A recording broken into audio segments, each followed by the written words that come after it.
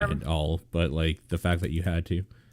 Yeah, I stayed up until 4 a.m. doing it. I didn't have to. I did because I stayed up way too late playing Assassin's Creed, and then like I started working on Roll20 at like Odyssey or midnight. Origin? Like, did you get the new one? I yeah, Odyssey. It looks really good. I'm interested in It's it. fun. It's fun. I'm I don't know how far I am in the story, but I'm almost done with the game. Oh, Uh, I hit max level. I've done most of the stuff you're supposed to do along the story, but I've done it outside of the progression of the story. And so now I'm just going through the story itself. oh, cool. Just blew past me there, huh? Yes, I did. Yeah, I hit level 50. I did a couple of the things out of sequence. And honestly, the gameplay itself was really fun. It's a lot of fun to just like travel around ancient Greece. So that they did a good job with that. But Yeah, it looks super fun. As far as gameplay goes, I'm just about finished with it. It looks very fast moving, is the thing I noticed watching some video of it. I didn't feel fast to me, No. but I played Origins right before I played Odyssey, and so they're basically the same game, but they ruined a lot of things that were really good in Origins and overcomplicated them in Odyssey, but then they made a lot of other things better. So I haven't played Assassin's Creed since 2. I played 1, 3, Black Flag, Origins, and now Odyssey. Yeah, I hear Black Flag's good actually. Yeah, it was good. Mm-hmm. They should have just made a game standalone out of that ship combat. Yeah, that's what people say. It seemed cool. Yep. All right, so let's start with our usual recap, and then we will dive into what is likely going to be the second to last session before a fairly long break, thanks to the wedding. Yeah, thanks, guys. Yeah, Jeez. well. Yeah, you're welcome. I hope you're very happy together forever. Thank you. That's very kind of you.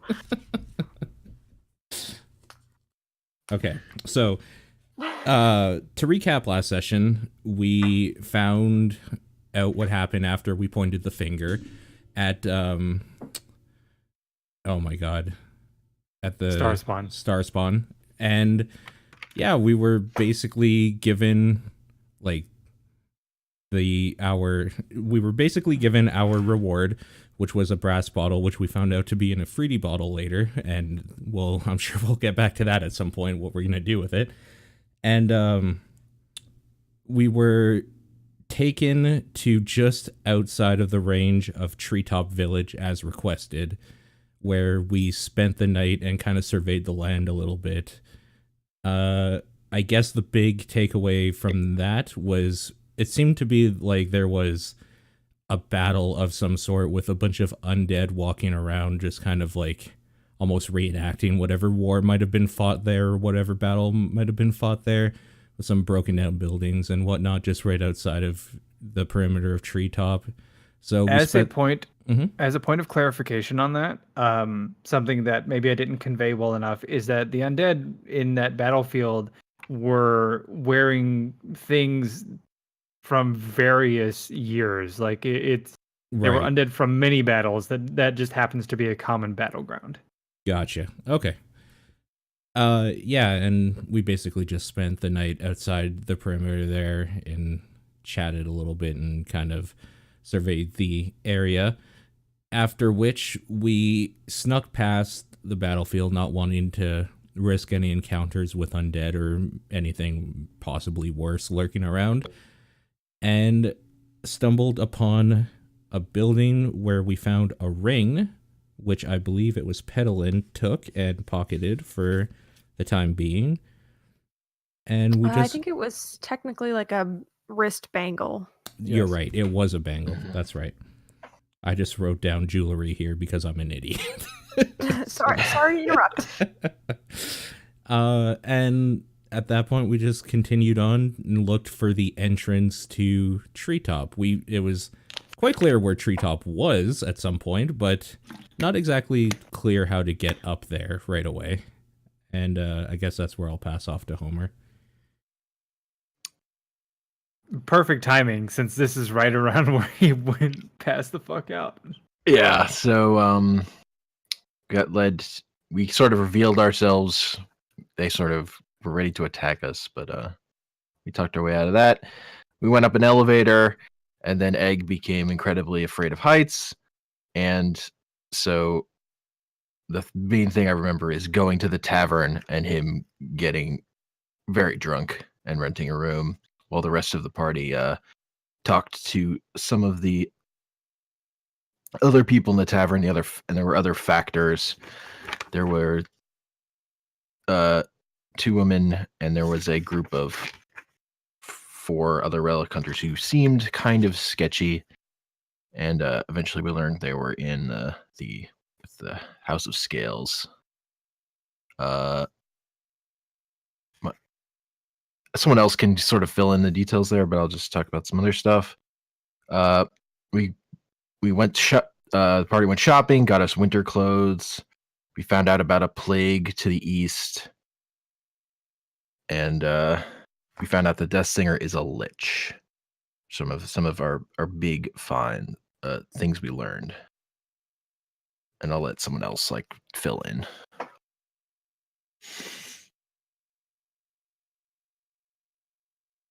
Who's next? I'm trying to remember what the hell conversation we had with those people. We really didn't glean all too much relevant info. I think the term you're looking for is glean. I'm up from a nap and then a dog walk, but my brain's not 100%. Well, we can come back to you if you want me to go now. Do you remember what happened in that conversation? Because I think the only thing we really got was we. Are you talking about the conversation with the other factors? Yeah, the 4 House of Scale boys. Because I think the only real useful info they told us was the horse. Yeah, they didn't expressly say they were with the House of Scales. It's that Udinar saw that the leader had the symbol on his person, and I forget if it was on his weapon, in the pommel of his sword. The back of a. It was on the pommel of the dagger. Yeah, something like that. And then they warned us about the plague that was happening in the woods to the east, and they said to beware the horse, but they were very kind of tight-lipped about it. We also heard more about the plague with our conversation with the elders, in that it is something that no one in the village, i.e. them being the only healers in the village, were able to cure, either with medicine or magic. And that Eldrick, whose woods it is that the plague originated, hasn't been seen in over a year. And he's who we're kind of off to find.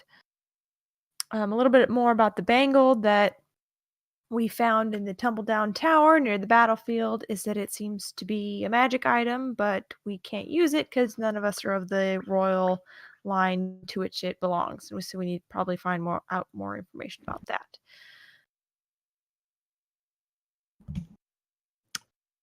Oh yeah, we did spend most of also our time learn. dicking around in town. Yeah, we did also learn that those factors arrived in a boat that had no sails or crew. When we asked about if anyone knew anything else about them. Let's see. We did get the info that they were from New Atnos, or was that the group that went and allegedly killed the Death Singer? The group that allegedly killed the Death Singer was from New Atnos. The 4 factors from the House of Scales seemed to be lying about knowing about Glitterstone, but weren't very specific about where they were from. There also was the weird tree that 2 of you had noticed in the Elder's home. The purple lichen. Yeah, it was Small blue bulbs. Not a tree. Yeah. Plant. I just wrote weird tree in my notes. I bet Susanna's cringing right now. I wasn't gonna say anything. Sorry, for the longest time I thought it was pronounced lichen. Oh Lord. I only ever saw it written.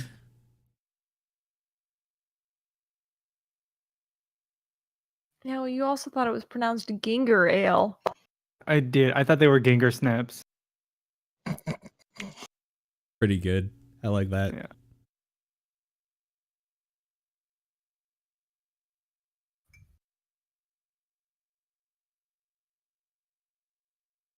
Yeah, anyway, we did a lot of shopping in town. Not really a whole heck of a lot else going on. So we set out for the Eastern Woods to go find Eldrick, potentially.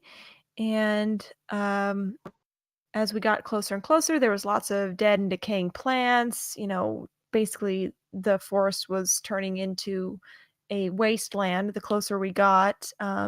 All of the animals were moving in the opposite direction, heading west to get away from the plague. And Egg made a friend. We have a little wanderer, a little follower who's following us.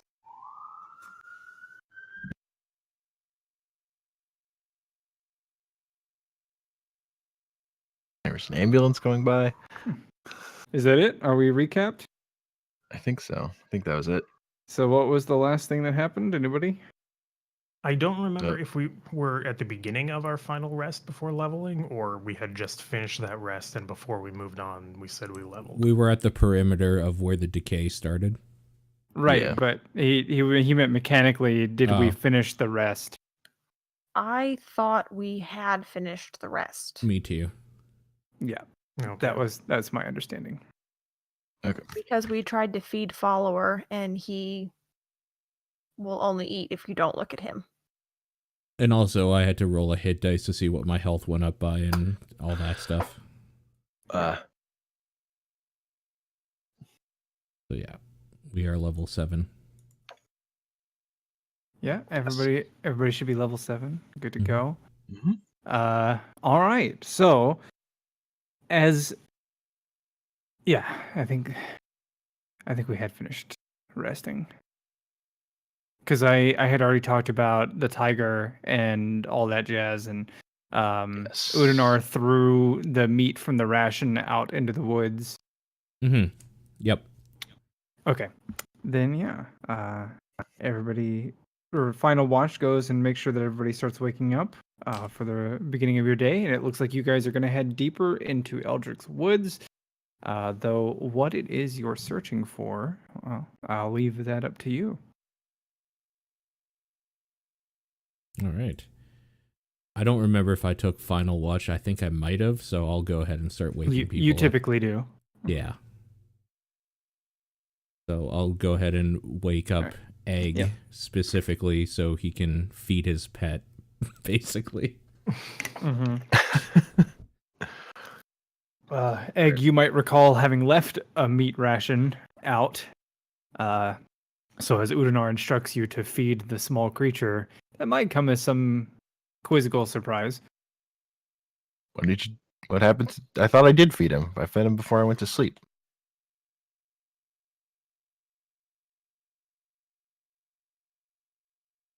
The stone silence of Noodles is all too telling.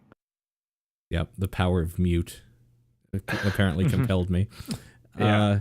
Egg is Sorry, go ahead. Egg is confused, but puts down another ration. Yeah, I'll just continue waking up the rest as he does so. All right. Eventually, the small burrowed tunnel circles the ration a couple of times before pulling it under. The earth is churned viciously for a few seconds, as you can imagine that he is tearing the meaty portion to shreds. Everybody else begins to wake. It is a fresh sunrise with the sweet smell of decay and death wafting in on the breeze. There are no sounds of wildlife. Occasionally, you'll hear a snapping twig as something steps on it off in the distance, but that's about it. I think we should have a conversation about whatever animal that was circling our camp last night, if anybody else saw it.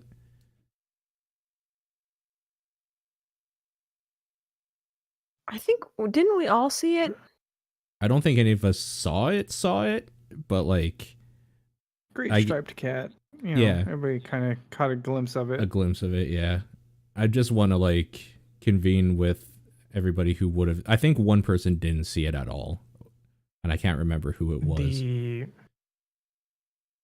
I think we We all did. might have, because I had the tiny servant with I set the bell up Mm-hmm. Yeah. and it didn't ring, so it didn't get close enough. Right. Basically, does anybody know what that was? Because I did not know what that was. Nope. We roll nature for that one. Intelligence. Because I believe I did last session and I didn't know.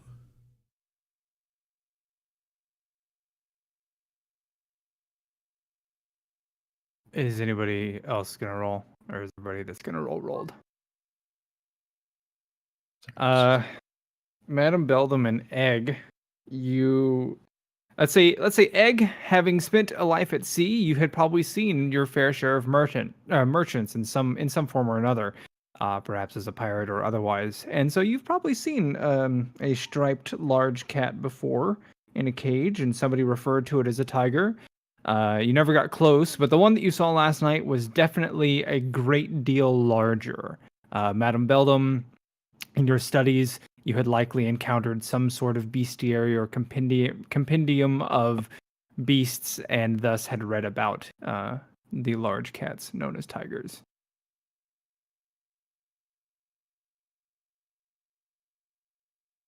Tiger. We may need to take extra measures if we plan on camping outside in the future. Agreed.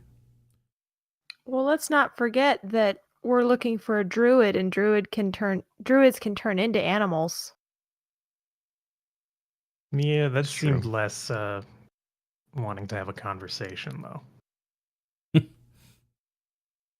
I mean, maybe he's a very standoffish druid. Certainly larger than any tiger I've ever seen. Either way, it didn't attack us. Yeah, that's always a plus. For now, anyway.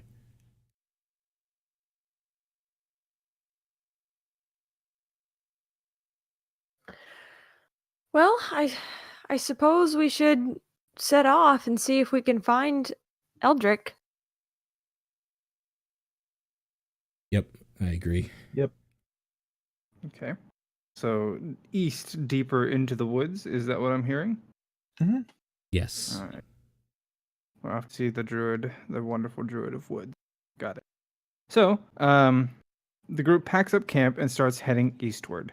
As you do so, you get, you've already come to the edge of the edge of the woods itself, and now as you head deeper, it is very clear that there is some sort of mass decay or rot plague sweeping across the landscape, as no living thing appears to be untouched. Even the occasional game animal is spotted in the difference, and if it is not dead already and risen through the lack of presence of the Death Singer, whose song it seems even kept the wildlife at rest.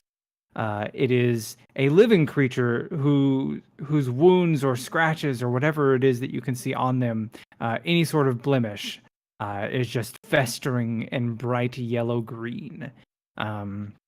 You know that they are not long for this world, but they seemed to steer well clear of you for now. After several hours of travel, you stumble across what appears to be an old campsite, though how old you aren't entirely sure. What you do see are a pair of tents surrounding a campfire with a few bedrolls laid out, and what appears to be some sort of iron cage on the southern edge, and perhaps something still inside.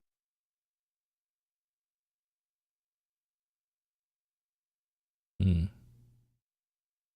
How large does the cage look from a distance? Large enough to fit a man. It's taller than it is wide. Okay.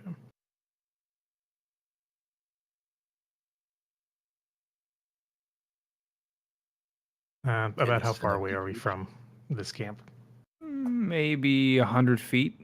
It's easier to spot because most of the leaves have fallen from the trees. Hmm.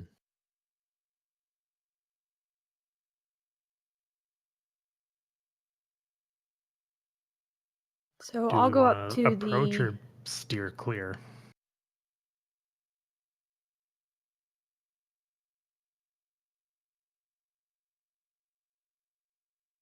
What would someone else be doing here?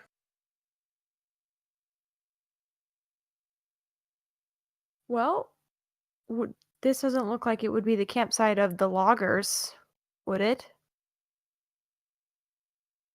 Probably too small. And from this distance, you can't really tell if there are any tools or anything like that. You'd have to get closer to kind of get a better feel.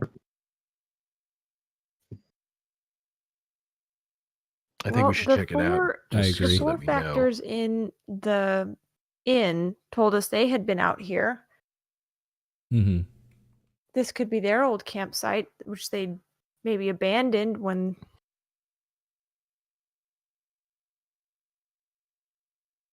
the plague or whatever got too bad. I agree that we should check it out. Yep. Okay. So the group will approach the campsite. Cautiously. All right. Does cautiously mean stealthily?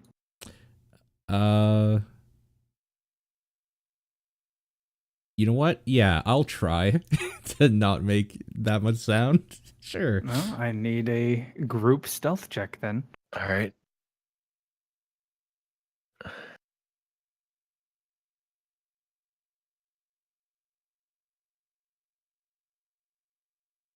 Pedal in. Sorry, I'm just reading what the Boots of Elvenkind do again.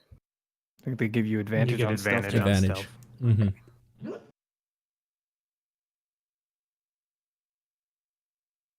Okay. For your best efforts of sneaking through the woods with its fallen leaves, you are quiet, if not silent, and begin to approach the camp subtly. As you get closer, you get a slightly clearer view of what lays ahead.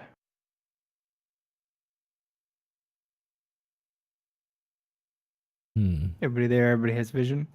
Yes. All right. Yeah. You can clearly see the three bedrolls laid out. There are a pair of tents, the cage with what looks to be a body inside, and somebody has dragged some fallen logs in such a way as to create a sort of natural barrier or barricade.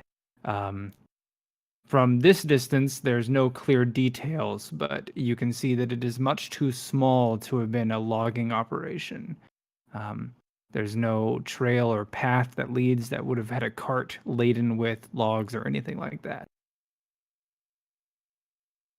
And being a few hours deep into the woods themselves, loggers don't typically travel to the heart of the woods or forest to source their trees. Is there any smoke or anything coming from the campfire? No. Okay.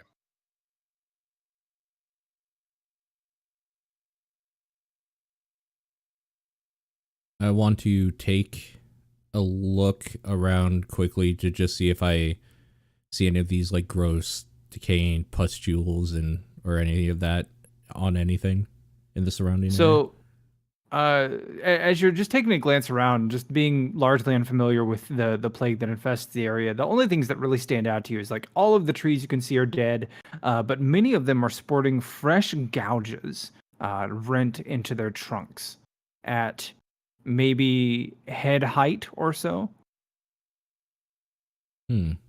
Gouges like claws or gouges like a weapon? Maybe knowledge nature.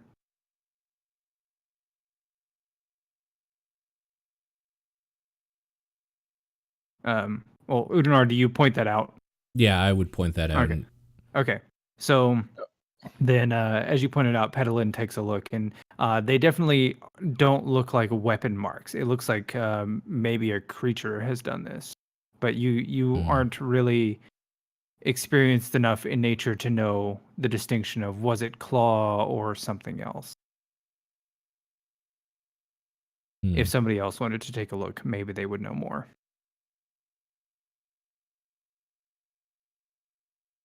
They just look like scratches on a tree. These trees are all scratched. Mm. You should get that looked at. There's your problem. That can't be good. No. Well, if it was an animal, I don't know what animal would do this.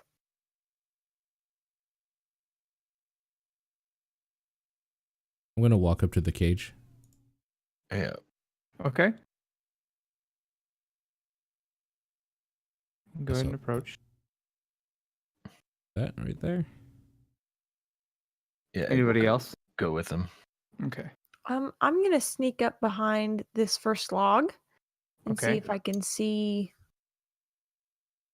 anybody in the tents or anything like that. Sure. And I'm gonna split the difference between the two groups. Okay. Okay. Petalyn does her best job trying to creep up to the log. Udanar, you go up to the cage and take a look. You can certainly see a body within. First thing I'm doing is just checking out the integrity of the cage. It's been here for some time and exposed to the elements, so there are signs of rust on the bars. But this is an iron cage that somebody lugged in or brought in somehow, and they have it anchored on all four sides, not entirely unlike a tent. There's stakes driven through iron rings into the ground.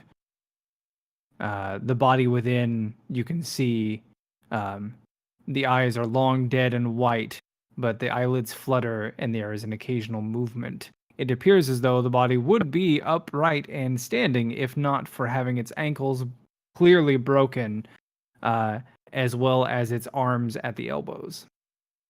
Ugh.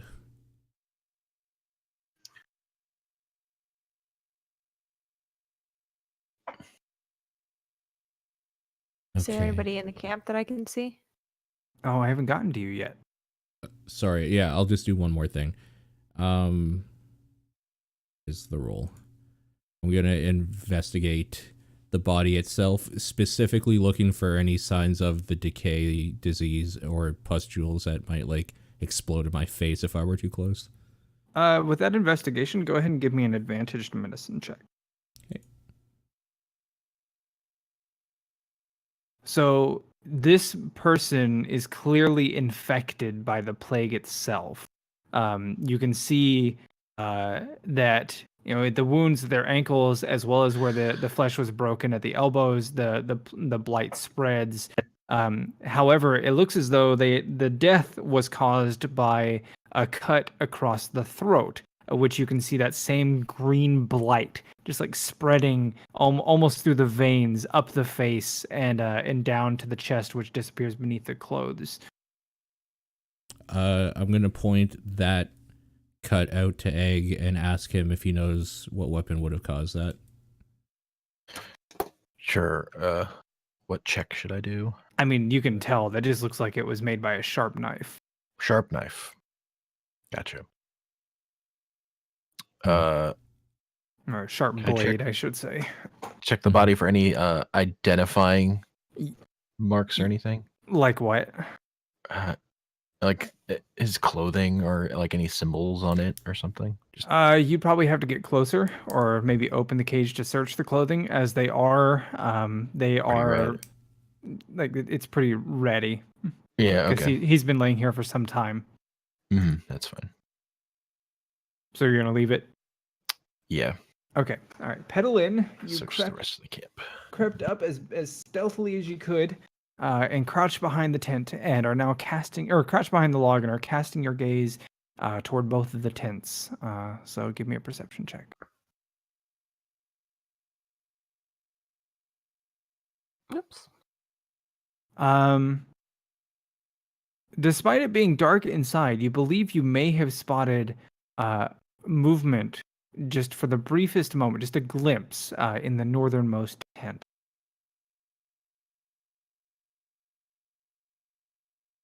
I'm gonna kind of go psst and wave a hand at the others and then point up to the northern tent, like indicating that there's somebody there. Okay, so you pantomime, like, do the little finger walk on your palm and point at the northern tent? Mm-hmm. Okay. And then I'd like to kind of look around and see if there's any footprints or anything like that in the dirt that might appear to be fresh or how old they are. Actually, will you give me a sleight of hand check? I want to see how well your message comes across. Sure. Okay, yeah. She very clearly communicates to all of you that she believes that there is someone or something in the northernmost tent. Okay. I take a look. Well, hold on one second, because she's still doing her thing. That's fine. All right, what are you doing, Petalin? I think investigating, because I'm just looking around to see for footprints and how old they are. Okay, so you're looking for tracks or footprints in the camp dirt. In the camp area, yes. Okay, so you're ignoring the tent for now, Well, yes. or are you just checking your immediate area? Well, I'm checking to see kind of around the campfire and in between the logs and things to see if there's comings and goings that are fresh or how Okay, old the so footprints are. you're doing an investigative sweep of the entire campground. Yes. Okay, so as you're going to start to do that, I imagine Noodles is going to go north. But before we do any of that, Madam Beldam, as you had split the difference between the group, you watch Udanar and Egg checking out the body in the cage, and then Petalin communicates pretty clearly that she believes she saw something or someone in the northernmost. I want to be keeping an eye out to make sure that like nothing is creeping up on us, because everyone seems to be engrossed in what they're doing. All right, so you're keeping watch in the general area. Yeah. Okay. All right. As Petalin begins searching the campground, Udanar heads towards the northern side of the tent. Petalin, through your investigation, roll please. You spot several tracks. Some of them fresh as Udanar steps on them on his way to the northern tent. They look like tracks of a large beast. There are a couple of footprints that have survived the elements, just heavier footprints near where the sleeping bags are or the bedrolls, as well as a set of much smaller footprints near the northern tent that look fresh. All right, Udanar, as you walk past, creating footprints of your own, headed towards the northern tent, I would like everybody to make a perception check, please. Can you just use the one that I did? Or should I do another? No, this is in relation to something else. Okay. Was that perception going towards the tent? That was the perception of when she, like, was saying, like, hey, there's something. Oh, okay. Yeah. All right. I did not know. We should have called it out. I'm sorry. So you call that out, or she calls it out. You take a look at the tent, and you, like, despite your position, you agree, or rather, you can commiserate what she says, in that you believe for the faintest moment you did see something moving. Now, as you approach the tent, you alone notice that the tent like seems to move unnaturally, if only for a moment, as though it were disturbed from within. Actually, your keen eyes will spot a small creature fleeing northward, very quickly as you approach the tent. Small and humanoid. What do I think I would be able to catch up with this thing, or is it moving way too fast? You could probably keep pace with it. Yeah, that's not good enough for me. I guess I let it scurry away. Okay. All right, so you approach the tent and look within, and a rather grisly sight meets you. There is a dead body, largely eaten. In like its chest cavity is missing, its eyes are missing, or rather, the organs within the chest cavity are missing, the eyes are missing. Something has taken to eating what was in here. All the soft parts. Mm-hmm. the body as well as blighted, quite clearly. Mm-hmm.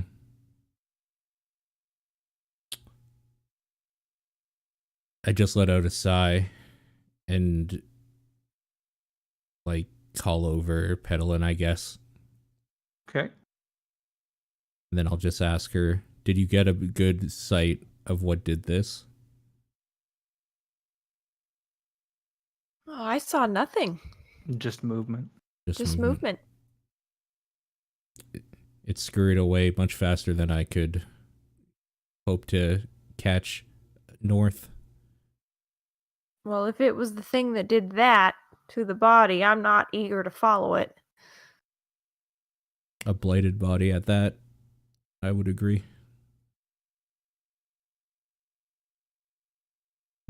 Okay.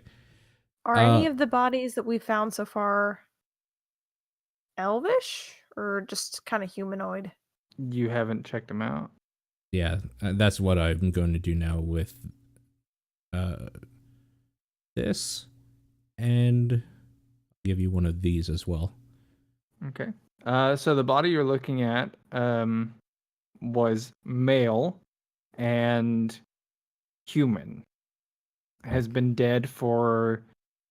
It's really hard to tell with the blight and the lack of the death singer, but based off the wounds and the state of decay, your best guess is any time between a week and maybe 3 weeks. Okay. And with the medicine check, just basically, is there anything that looks like it might pop and spore me in the face with blood? No. Like, so Okay. the plague itself, it's not... It doesn't look like it's carrying via spore. It looks like Gotcha. it's like the plague itself is it looks as though it's traveling almost intravenously. Like it gets into a wound and then spreads. Gross. Okay. In fact, you've medicine checked it enough times. As a healer, your best guess in relation to this illness itself is that it is likely something that you all have on you right now, and that it's waiting for an open wound. Well, I don't think Like, I'm gonna worry the party with that yet. Mm-hmm. With that idea, because that's how bad things happen.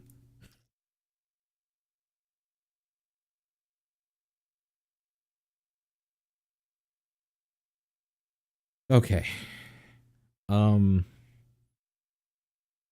mean, this is the point where I'll see if he has any loot, I suppose. So you're taking a look at the body, and somebody has already done the job of rifling through the pocket. Yeah, kind of figured, but had to check. Mm-hmm. Okay. I want to investigate the area where I saw the creature or whatever it was scuttle away, and I am looking for footprints specifically. Okay. I'll go and check out the southern tent. Okay.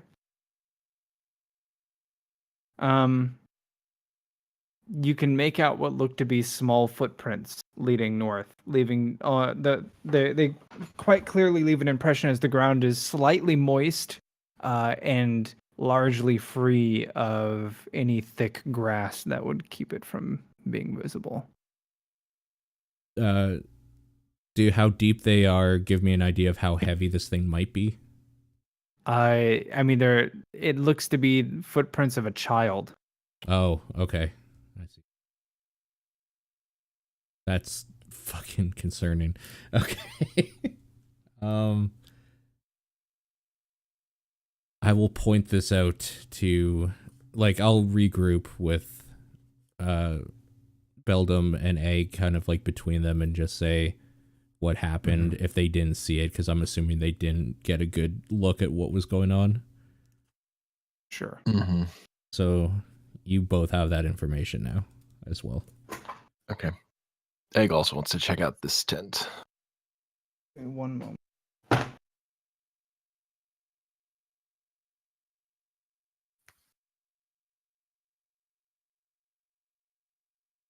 child, huh?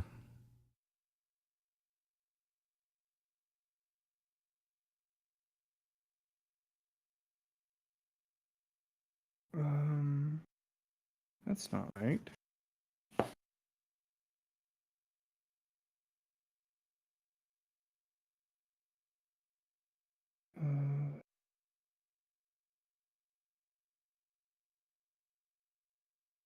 Now would also be the time that it would point out there's 3 sleeping arrangements here, and we've only found 2 bodies.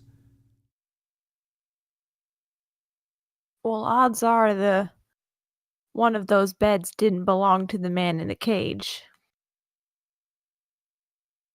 In my mind, they put him in the cage to protect themselves and him from the blight. And maybe they were looking for something else. Why did they bring the cage with them, though? Exactly. We do need to find out more about who these people were before we can make any assumptions, I suppose. And I might have a way to do it as soon as we clear the area of everything that we could. Oh, that'll work. That is... Oh, I'm looking at the wrong book.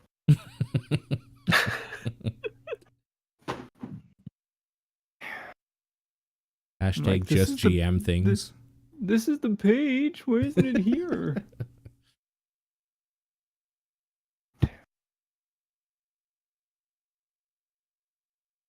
Not allowed to give theories.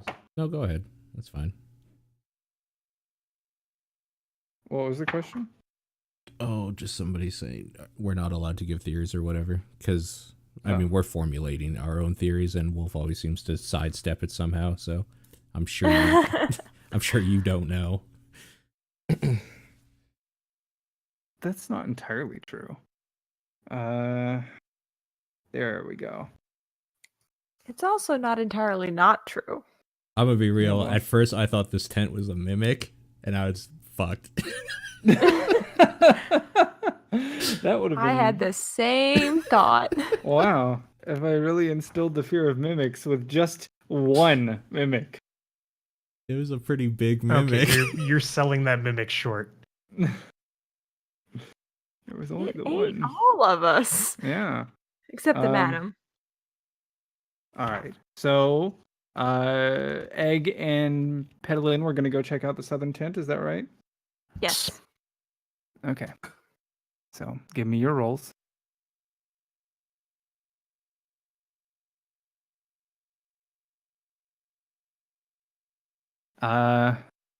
Both of you with identical notes of perception as you investigate the tent can see that whoever left here left in a hurry. Their bedroll is still here. There is a backpack now quite clearly rifled through, as well as what looks to be some traveling clothes that just didn't make it on.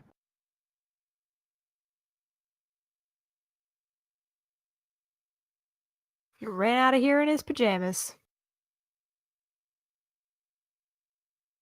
Seems like a mistake. Or like something was gonna kill him.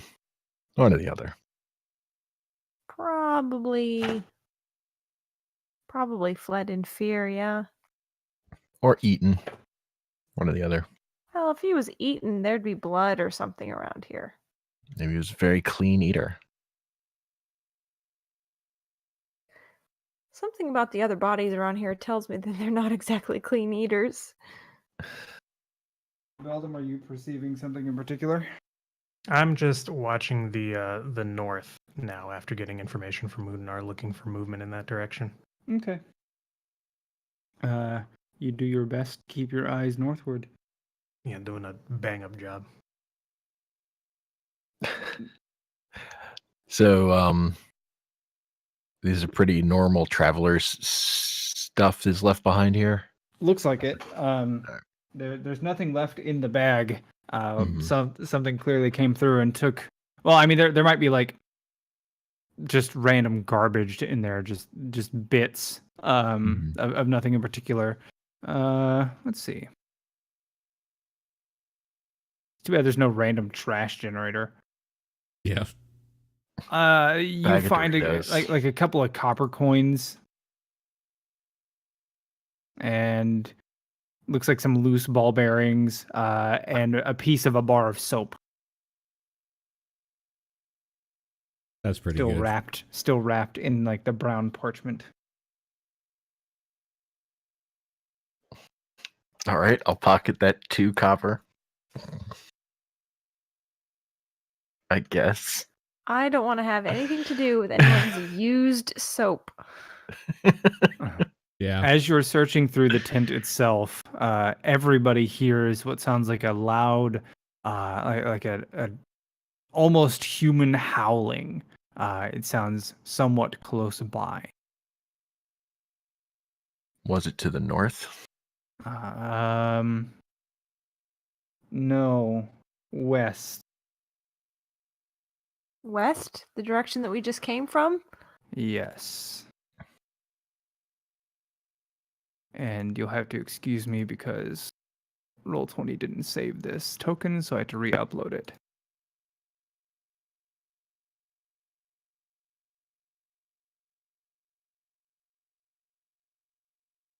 Image collection. You guys can make like an intelligence check to see if maybe you've heard that before, or Okay. kind of divine a little bit more about it. I will absolutely do that. That is the wrong roll, but it's the same result. Okay. Oh man. Madam Beldam, having traveled woods and forests in strange places before, you have heard calls very similar. It almost sounds like an ape of some sort, though not quite right. Something about it is off.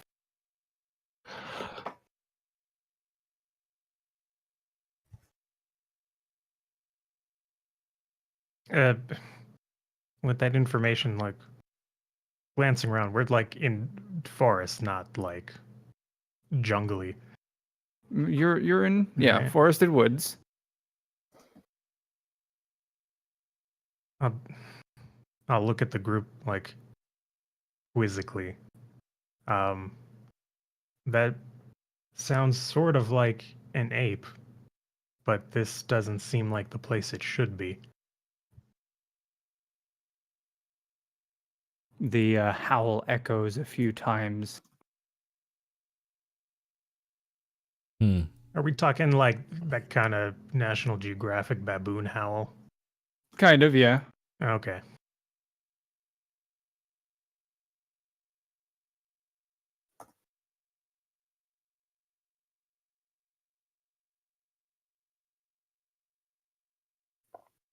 Now that I'm hearing ape, do any of the markings on any of the footprints look like ape prints? No, actually. Again, it looks like a large beast of like a large predatory beast of some sort, maybe belonging to a large cat. There are boot prints, and then the very small footprints that are now leading north. Within the camp itself, no, nothing looks like large man feet. Okay. I want to try and gather a direction for the howl. So the first one sounded like it was coming from the west, and then it was echoed and met by a pair from the north and one from the south. Oh, geez. Oh, okay. That changes that to maybe we should get moving as my response. Can I get a perception check from everybody but Madame Beldam? All right.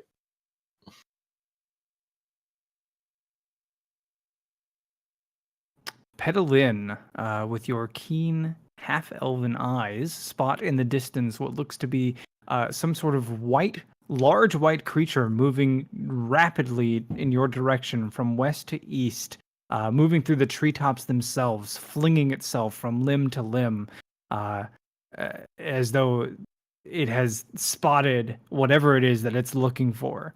It lets out from the distance. You can just barely make out that it is a white, and again moving very quickly. But you can tell pretty astutely that as a howl emanates from that direction, that it came from that creature. It's probably 200-300 feet off in the distance and closing quickly. I'm gonna point it out to the group immediately, and then I'm gonna ready firebolt. Okay. I'm going to ready my shield and weapon, I suppose. Can I ready an action of dash towards a creature when it's within my dash range of 60 feet?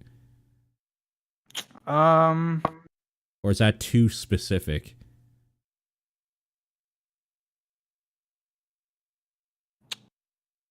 Because that seems real specific. So I think what you want to do is you want to tell me that if the creature that you see gets within, or rather, if a creature you see gets within 60 feet of you, then you dash toward it. Yeah, to the full extent to meet up with it, basically. Yeah. So that's fine. Okay. Yeah, I'll do that. Okay. So you're just dashing toward it? I'm assuming I can't. Oh yeah. You know what? Can I make that 30 feet and then attack with my weapon? Because if a creature gets within 30 feet of you if a creature you can see gets within 30 feet of you, then your ready action is to charge at it and attack. Yes. Okay. With what? My single-handed weapon, I guess. My shovel. Okay. Madam Beldam? Seeing it like coming in, or is it like swinging from branch to branch? It's like flinging itself from branch to branch. Like catapulting itself through the trees, not Tarzan on vines. Okay. That make more sense? Yeah. The scary version of flaming. All right. So it sounds like Petalin is readying her attack. Udinar is readying to meet the charge. So it sounds like combat is in your future. Egg and Madame Beldam, as you see your party mates gearing themselves up for the incoming onslaught. What do you do? I think I'll be able to get some more distance on it than anyone else. I'd like to cast magic missile or prep it when it gets into range. What's the range? 120. Okay. Wow. And I want to aim those at the face. Okay. Magic missiles 120? Damn. Oh, okay, that's gonna hit off camera. Petalin, I need the conditions for your firebolt. You said you ready it, but under what condition?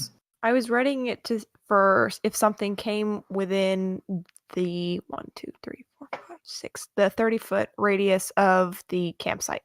Okay, so if a hostile creature that you can see comes within 30 feet of you, yes, then you're going to cast firebolt. Yes. Okay, and Egg? Do we know what direction this thing is coming from? The one that you can see is coming from the west. The west? Okay, I'm gonna just go step in front of where Madame Beldam is and just be ready. Ready my weapon. My bell staff. Okay, so you pull out the White Steel Crozier and just have it at the ready? Okay, then everybody go ahead and roll initiative. Don't forget to select your token. Yes, good idea.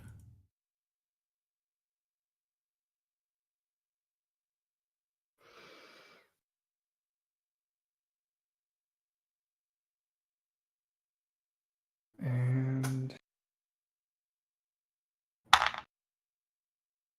okay.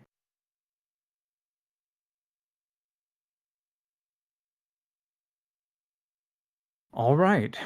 So Madame Beldam fires off her magic missile as the large white ape-like creature with multiple arms comes into view. You can see that it sports several of that pale yellow-green vein across its body, or veining across its body. It is struck by the magic missiles and lets out a howl of pain, but continues to fling itself through the trees. And in doing so, finally arrives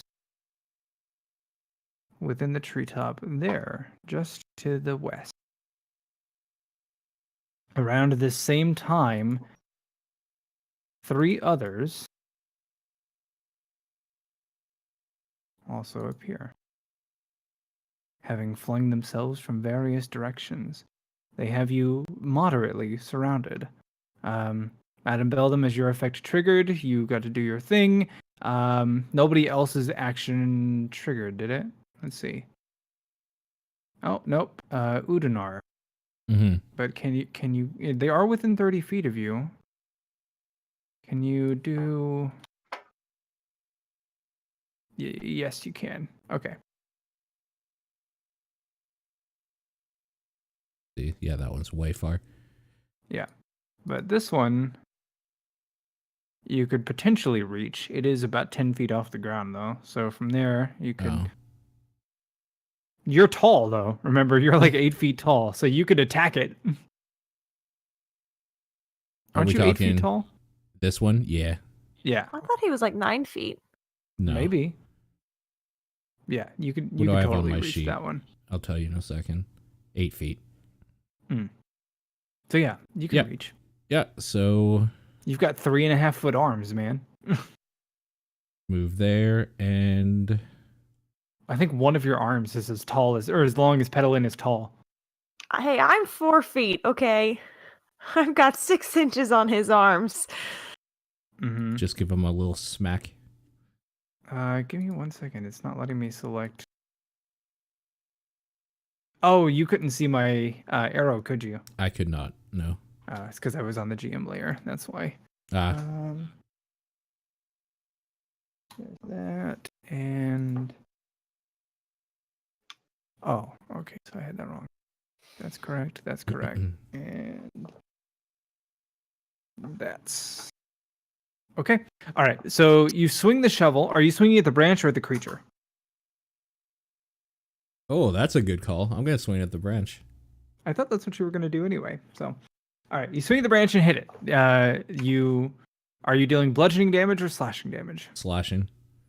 Okay. So you swing the shovel blade side first in attempt to cleave the branch in two. Being a tree that has suffered the rot and blight of the plague, it is an easy cleave, and the creature's footing is taken out from under it. It now dangles by 2 of its many arms and hangs in the treetop. Uh-oh. Okay. Are you finished? Let me see. No, let's do this as well. Well, you didn't have anything else ready, actually. So No, we'll yeah, have you're to right. wait. All right. So Madame Beldam's ready to action. Udanor's ready to action. Egg didn't have one, and Petalin's didn't trigger. So now we go to the top of initiative. Madame Beldam, you have the initiative. What do you do? As the 4-armed white ape creatures, all affected in some form or another, various stages of blight appear.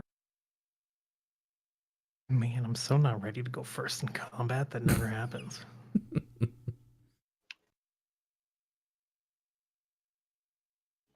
Yeah. On the plus side, when your turn's done, you're last. Yeah, I guess so. I mean, technically, Udnar already attacked, so. But so did Madame Beldam. Yeah. Yeah. Where the hell is it on my spell list here? So you're going You third. will to go yourself. ahead and mind spike the ape to the west that I've already hit once. Okay. Those were really bad D8 rolls. Save says I save half damage, so 3. Okay. The creature's you shove your mental spike into its mind, but you can see that it just like through sheer stubbornness and willpower resolves to be as unaffected as possible. How far am I from Udnar? That was a shrill bark. Yeah, she's unhappy. Although she is fed and walked and should be napping. Mm. And I will end my turn there. Okay. Udinar, you have the initiative. All right. I am going to do this. Cast a spiritual weapon and slash at it with it. Where is my weapon? Oh, whoa, that's a big shovel. Is it supposed to be that big? Or did it just... No. Okay. It's... why is it enormous? There. I don't know why. There you go. It's All the right. right size now. Excellent. Okay. So yeah, a shovel just flies up out of the ground and just kind of smacks it in the back of the head. Okay. What was the attack? Yeah, I'm just looking for it right there. That is a hit, as the spiritual shovel spiritually clangs, dealing 12 force damage. The creature is shaken in the tree, but does not fall. Having 4 arms is a bit of a boon, it seems. And then, Shovel wasn't giant. It was just a trick of perspective. as it's being hit in the back of the head, I'm just kind of shoving mine at it like a jab. Yeah, so it is getting shoveled from all directions, and you pierce the flesh of the creature, and blighted blood begins to seep from the wound, from its belly, or you're able to slash it. Anything else? No, that's it. All right, Egg, you have the initiative. Okay. These creatures are 10 feet off the ground. Oh.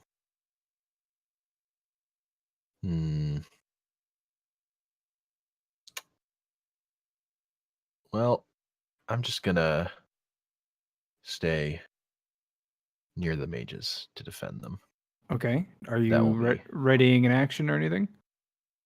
I mean, I'll ready an attack if something comes near me, but Okay. if someone breaches the perimeter, Okay. I'll run to attack them. All right. Then here we go. It's 1, 2, God, these things are 3, ugly. 4, 5, 6, 7, 8. And then That'll as trigger my attack. That's not a ready action anymore. Actually, no, you haven't moved, so it is. Go ahead. Haha! Technicalities. Yeah. All right. So I go to do firebolt, but I sneeze halfway through. Do Eldritch Blast. You need to not GM me anymore. Yeah, I know.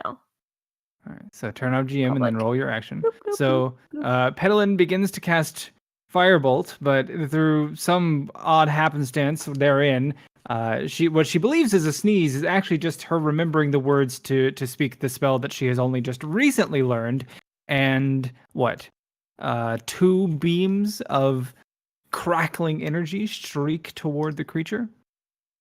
Yes. It seems the sorcerer has learned a new trick. Ooh. Why did it do that and not... Hang on. Because you don't have it set up as an attack, I probably. know. It's doing something weird. Here we go. All right, let's try that again. That's 1. You got to roll 2. All right, so the first one hits, the second one does not. Are those still being whispered, or are they visible to No, they're everybody now? public. They're visible. Okay. Mhm.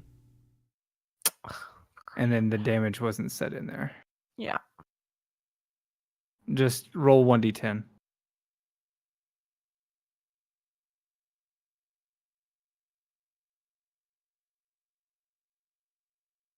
Hey. Nice. All right. The beam of crackling energy that hits punches right into and through the four-armed ape. And again, that like overly viscous yellow-green tinted blood begins to seep from the hole. All right. As a bonus action, it can move here, and it goes apeshit. Swinging all four of its arms at Egg, as well as chomping at it with its tusked maw. Let me see your AC 15. So that's one. I don't get two. a reaction attack or anything For what? for him entering my reach. It came into range. Do you? Oh, Also, my ready to attack for when he broached the perimeter. I thought it was if he got next to the mages. No, I said if they entered the perimeter. Okay. Well, then go ahead and do that now. Okay. Then you can die after. It's okay. Yeah, sure. Oh, I rolled the wrong thing. But it should be the same. Yeah. So it's the same D20 roll. Yeah. So that was. But I rolled this just so that for the Yeah. damage. Yeah, that's fine. Go ahead. 13 damage. All right. Sorry, I misunderstood the readied condition. I thought it was if it was attacking the mages. No. Okay. If I don't repeat your readied action back to you, call me on it, because that means I didn't clock it in my brain. Mm-hmm. But okay, so you level your staff, cracking that weighted end over its head. The bell rings and chimes, causing the secondary thunderous blast, knocking it slightly off balance, and as such, the two of its arms swing wild and wide, and so it only clobbers you twice and bites you once. Okay. Yeah, not so bad. Only Udinar knows that Egg is fucked. 24 damage. Okay. And the two fists, they merely bludgeon you, punching you and causing internal damage, but the bite, the fangs of this creature tear at your flesh, and leave you exposed to the elements. All right, and then 1, 2, 3, 4, 5, 6, 7, 8. 1, 2, 3, 4. Pedalin is also going to get Gorilla Womped. Appears to be a critical hit in the midst. I cast Gravity Well as a reaction. So he's attacking me. Okay. So you need to tell me that as you're attacked. Well, I am being Is that attacked, so right? I'm Okay. telling you. Until the start of your next turn, melee. See, so as you're being attacked. All right. Yeah. So that means I have to reroll each of these. So 1, 2, 3. That's worse. It's not a crit anymore. That's a straight up miss. And that is still a hit. Okay. And then miss and miss. So 2 hits. As the creature, its arms are like, there's this brief explosion of just like black and white matter around Pedalin. And as the creature swings its arms, you can see that they're slowed and then sped up slightly and slowed, and it's just entirely thrown off, causing almost all of its attacks to miss. However, 2 do manage to land, causing 15 damage.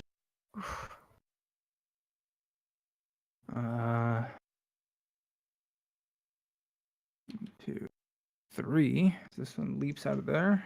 And it's coming to lay the smackdown on Udanar. I am going to use my reaction Okay. to cast Gravity Well on Udnar. Okay. So there's attack number 1. It's a miss. That's a miss. That is a hit. So 1 punch. That's a miss. And the bite is also a miss. So again, so Udanar experiencing this in real time instead of just observed. The creature, like the aura appears around you briefly, and you can see that its arms are just like slowed and sped up and slowed and sped up. And as it goes to bite you, it's like slow motion, and you're able to just like move your face out of the way as it chomps cinematically just in front of you, a hair's breadth from where your nose was. So 1 punch. Let's not throw the d6 off the table for 5 damage.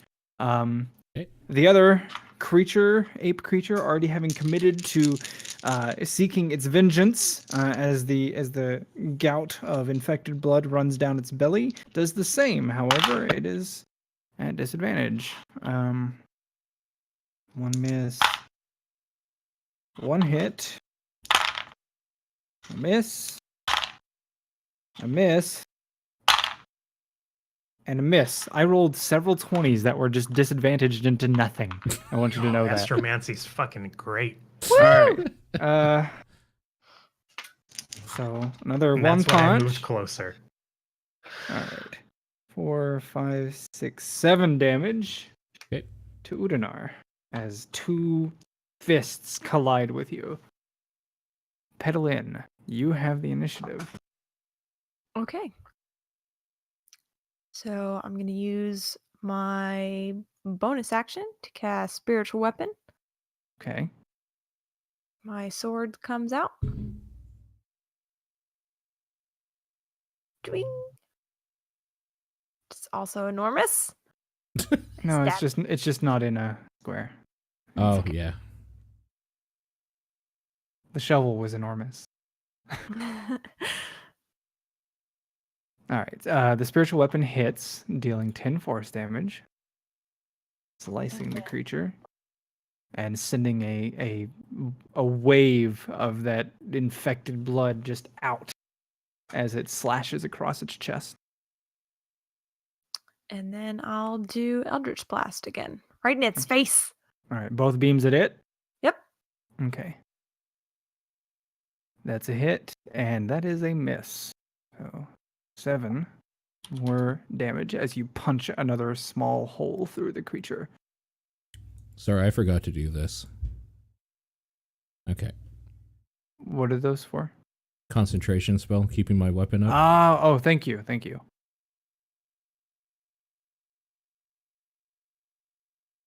And you, wow. All right. Go Warcaster. No shit, right? Yeah. Madam Beldam, the initiative is yours. All right, since we're showing off fancy new spells,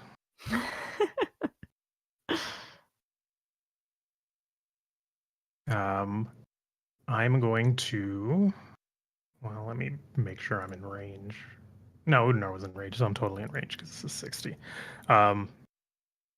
Fling 4 cards at the floor behind Udinar, and energy crackles between them, and a rift opens up. And let's go ahead and What's the origin point?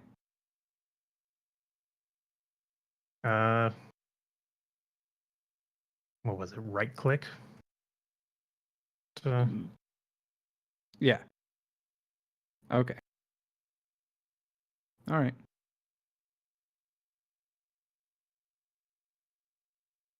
Let's open up Can the you plane of fire. Actually, here's what I'll do. I'm gonna click it in now. Do what? Oh no, I was gonna put a it's like a little token or something. Objects. No, I'm looking at the wrong page. Let me use this and we're gonna give it a 20-foot. It's 20, right? It starts as a 10-foot cube. Oh, 10. Okay. 10-foot cube. Advance. Can see the aura. Say. Excuse me. That's large.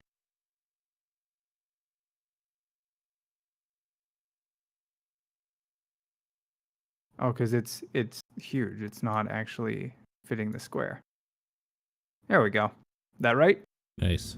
Yeah. Is there any way you can like turn it 45 and like to put it where the shovel is? Like a diamond or something? Oh no, it won't turn the No. actual aura. No. Lame. But there. Yeah. Okay. All right. So there is a thin rent that appears above the 4 cards that Madame Beldam expertly threw, and just heat and flame begins to pour through this crack in the fabric of reality itself. So need to make A my nice shout out. saves. Good luck, Udinar. Uh-oh. Oh, great. We'll say they're just aligned. So 1 save and 1 fail. The one on the left dodges, It's at the start of their turn. Oh, yeah. You know, put the spell up then, so that I can read it. I know the spell, but putting it in chat will make it. Creatures that begin their turn in the area. Gotcha. Okay. All right. You finished? Yeah, I'm still in range. Yep. Okay. Udinar. Okay. I'm just clarifying. I'm not in that. Okay, cool. Okay. So we have Yeah. at least 1 turn to do something before I need to start worrying a little bit. Let's, I guess as the bonus, go ahead and swing spiritual weapon. That's a hit. At the one on the left. Okay. The one that's already wounded. The one that's wounded, yeah. And after that, I think I'm just going to toll him, seeing that he's wounded. I want him to Okay. die. Okay. Let's go toll the grave. That's touch of the grave. That's your Yeah, that's the wrong one. They're right beside each other. There we go. So toll the dead. Okay, that deals necrotic damage, right? Yes. Okay. DC 15. All right, it saves, Okay. so it takes nothing. Nothing. Yep. Okay. Yeah. It seems to resist the toll of the dead. Okay. However, Am I able to your shovel did rip another rent into its back. Am I able to move over just 1 here? You would be exiting the range of 1 and thus taking an AFO from it. I'll take it. Okay. You're still going to be in the range of, yeah, I know. Okay. So, Gravity well? yes, that's what I was just No, checking. new gravity well I'm casting because it was start of my turn. Okay. So, gravity well again, and that causes the attack of opportunity to miss. Oh, okay. There you go. Thank you. That's it for my All turn. right. Okay. So that is. No, you don't have a reaction right now, Madam Beldam. I So you just can't. finished my turn. Yeah, but that you don't get until we go to the top of the round. Right, I am the Oh, top you of are the top of the round. Okay, I got it. So I'm not used to you going first either. Yeah, it's Okay, weird. so yes, new gravity well on Noodles. So that misses. And then Egg, you have the initiative.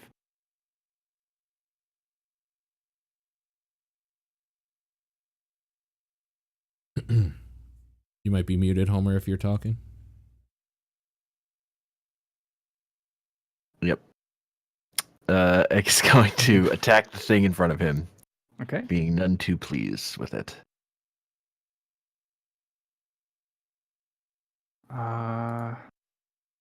That hits. Okay. Then I will attempt to trip the creature. Okay. So spirit must make a strength saving throw on a failed save. The DC is the damage, right? I don't even The remember DC is 14. Oh, okay. No, it saves. Okay. So it's not tripped. But you add that Okay. 6 to the damage, right? So that's 17 Yes. damage. Okay. Mhm. All right. You crack the creature at the side of its head, and you can hear the skull fragments inside just like breaking. There's like snapping of a twig. Also, but- I get to re-roll that 1 on the thunder damage, go ahead. but it's still 1, Okay. so no difference. Okay. So you can hear the skull inside, like fracturing, like the cracking of a branch or a twig. However, it is still somehow standing, and then. seems ready to go. Yeah. Second verse, same as the first. That is a hit. And this time I will attempt to scare it. Okay. I just yell. I get real, With- make myself big. Ah! It roars back. Roll damage. Yeah. And dies. It's really good. So, That's the way Abe's as you- gonna die when he does. Like you're shouting and it's shouting at you. The staff cracks into it. The thunder booms and its skull just pops. And just like the head, like out of the back of its skull, its gray matter goes exploding outward, Mm-hmm. and it collapses, falling over dead. Nice. Anything else? So now I will move over to this other guy. And because I reduced someone to 0, I can do a regular attack as a bonus action. Okay. Ooh. So Okay. I'll try and crack this guy in the skull, That's a hit. and I will attempt to terrify him All right. by yelling in his face. Having just witnessed you literally obliterate what was likely a pack or family member, it's much more susceptible to the fear. So 5, 6, 7, 8, 9, No, I do 12, get to roll that 11. again. Well, it's even worse. So it's actually I have to keep the 4. 5, 6, 7, 8. So 8. Yes, 8 damage. And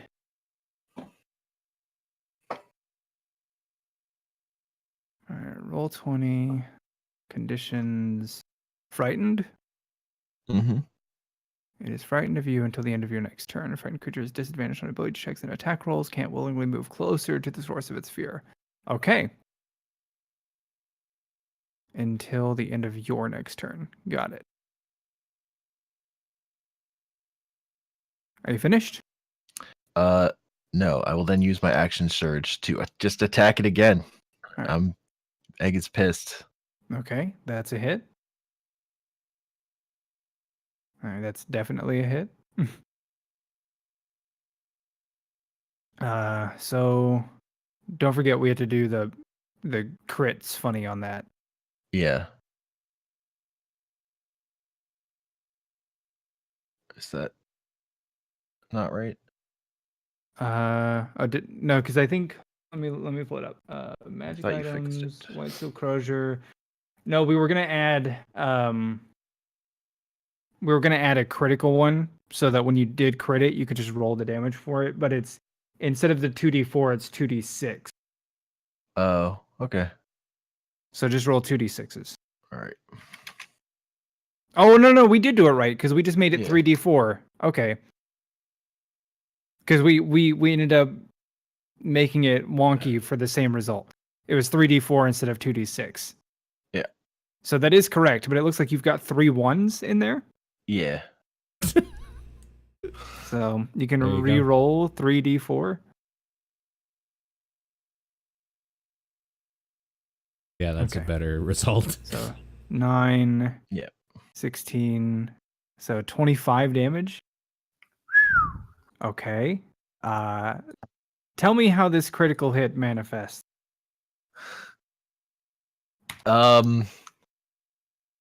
Just he whacks him on the skull, and it just keeps going through him, and thunder sort of rains out. Yeah, like and sort of reverberates through its body. Splits him off Mm. apart. Yeah. Okay.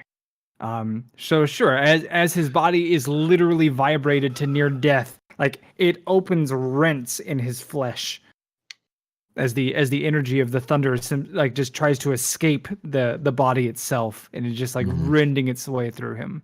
Okay. Anything else? That's it. Okay. I thought action surge gave you. Is it just one attack You get or? because you you at get the- two attacks because yeah. it's your attack action. Mhm. Oh, okay. Well then, That's again. Good grief. Yeah, there's a 1 in there. Yep. Oh, thank God. He's gonna live by 1. Yeah. So having been rent in so many places, it's like an overstuffed doll. So as you whack him one more time in the gut, he bursts like a pinata, showering both you and Pedalin with gore. All Egg right. is smiling and pleased. Mhm. All right. You finished? Yes, he is definitely finished. Okay. In that case, I have 2 saves, one of which was made and one failed. So one takes 10 damage, the one on the right, as it is burned by otherworldly flame. And the other takes 5, having dexterously shielded itself as best it could. Does So that the tree 2. catch fire too? Yes. Absolutely, it did. However, it We're is. just gonna burn it down. I mean, being extra planar fire, it doesn't care that the trees were moist and damp. It's just chugging away, quickly turning it into ash. In fact, it does so in such a way that the ape in the tree plummets to the ground and ends up prone. So we'll have to stand up before attacking. So, I believe all attacks against Udanar are made at disadvantage right now. Correct. 1, that's a hit. That's a miss. Miss. Miss. Miss. So 1 punch for 9 damage. And then miss. Miss. Miss. Hit. Hit. Okay. Okay. So a bite and a punch Okay. will come through for 14 damage. Total? Yes, or Okay. in addition to what I told you, in Yeah. addition to the 9 that I told you before. Yeah. Mm-hmm. So, as its teeth sink into you and tears out a chunk of flesh, and at the same time delivers a devastating kidney punch, they will end their turn, and we will roll over. Actually, you know what? No, they'll stay here. Maybe this one will try to get out of the fire. This one will try to get out of the fire as best they know how. There. All right. Pedalin, the initiative is yours. Okay, I'm going to use my action to do another Eldritch Blast, and I'm going to send 1 at each of the 2 apes. Okay. Sorry, I got to do this too. Okay. Oh, yeah. You were hit 3 times. I did 3. There's 3 in there. 22, 18, 17. Okay. I didn't. The other one was above her Eldritch Blast. I didn't see it. Yeah. Okay. Yeah. All right. It looks like those are all saved. So you are still concentrating. Pedalin, you cast your Eldritch Blast, and the piddliest little beam goes pew All right, and then your second Eldritch Blast, or so that was the 11 and 18. Man, roll 20 really lagged for me. Yeah. So first one left, second one right. How do you care? I don't care. Okay. I guess the one on the right would get to 18. Okay. It singes the hairs on its body. That the ones that remain somehow unsinged from the planar rend. Anything else? Yes, as my bonus action, I'll move my sword 20 feet towards the doodad.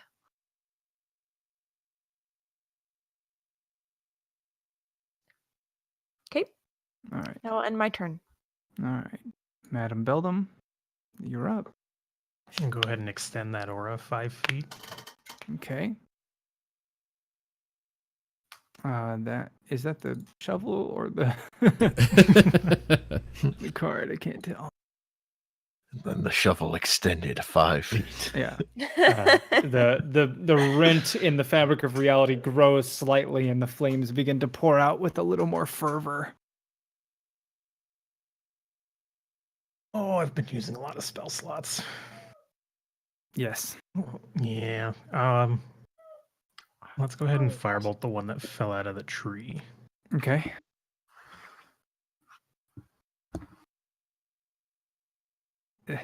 Roll 20, stop lagging. All right, 18 is a hit, 11 damage. Adding, flaming insult to fiery injury. You singe the creature further, burning and cauterizing perhaps the open wound from Udinar's shovel. Anything else? Fuck, I didn't learn that bonus action spell yet. Nope, I'm done. All right. Noodle. Oh, you need to make a concentration check if you're going to expand the aura. Oh. Or did you? No, you didn't get hit. It's Never just mind. at the start of my turn. Yeah. You didn't get hit. You didn't get hit. Sorry, in my head you got hit. I'm way off. All right. Noodles, you're up. Mm-hmm. Dex save. You failed. So roll planar rend damage. What is it again? Madam Beldam. Oh. It was that 10 from before. Yeah, but it's new damage. Because it's grown now, so it's doing damage again. It's not 10 forever. 8. Okay. All right. Oh my god, why is it being so slow? There we go. It's chugging today. Yeah. Okay. In fact, I'm gonna refresh. Okay, I'll wait until you come back. It's recalculating splines. All right, I'm back. Okay. So I took damage, which means I have to do that. It saves, which means I can move this. No, that's the wrong thing. Oh, you can yeah, just move it out of the way. Okay, move this, move this, move this. There you go. Beautiful. Okay. So that's going to take a swing at this guy down here. Okay.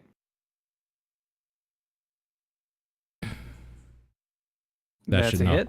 That shouldn't be at. Oh. That should be a 12. Oh, then that's not a hit. Okay, yeah. I'm going to move down here, so I'll take the AO. Uses one of its arms to swat the shovel away as it swings at it. No longer disadvantaged. Oh, okay. I'll do gravity well Really? Okay. to make it disadvantaged. Wow. Okay. You are Wow. not within 30. Yeah. I'm not within 30. Damn it. You are not. No. Never mind. Okay. So Hobby. that was a hit then. Okay. Because you're at 19 right now, right? 18. Or 18? Okay. You toggled your shield on? I did. Mm-hmm. Oh, okay. Then, yes, so that's one punch for 9 damage. Okay. And then I am desperately grabbing out at one of these arms of this guy right beside me. Okay. I cast it, trying to suck the life energy, whatever might be left out of him. Yeah. Oh, 25's a hit. And that's necrotic damage. So 1 second. That's bad rolls. Well, not terrible. Some might say average. 464. That's above average. Yeah. That's good rolls. What are you talking about? Doubled. So it takes 28 necrotic damage. And I heal, I think, for 7? Is half, right? Equal to half the amount. You regain hit points equal to half the amount of necrotic damage dealt. So you regain 14. 14, right. Yeah. You can see that as your grasp closes on its arm, all of the wounds on it just like bloom. And so just like a lightning burst of just like all new tendrils shooting through its body. Yeah. And conversely, like my bruises start like thinning out and healing. Right, but I'm trying to call your attention to the fact that the plague seems to be reacting. Okay. Yeah. All right. Yeah. All right. I'm Your shovel is gone as well. yes. Forgot to delete it. All right. And you were gonna stop there. You didn't want to move further Wait, why is my shovel gone? That's not right. because I Yeah, missed it with touches it. touches concentration. concentration. Oh, you're right. Okay. Yeah. Yeah. Yeah. All right. Yeah, that's Are you it. finished? Yes. You sure? I don't think there's anything else I can do. So, I feel like you have more movement and might want to take advantage of that. oh, yeah, I mean, I could do that. I'll move there. Okay. All right. Egg, you're up. All right. Can I move through this fire? Yeah, you without a can. problem? Yeah. Okay. It's a long, dried.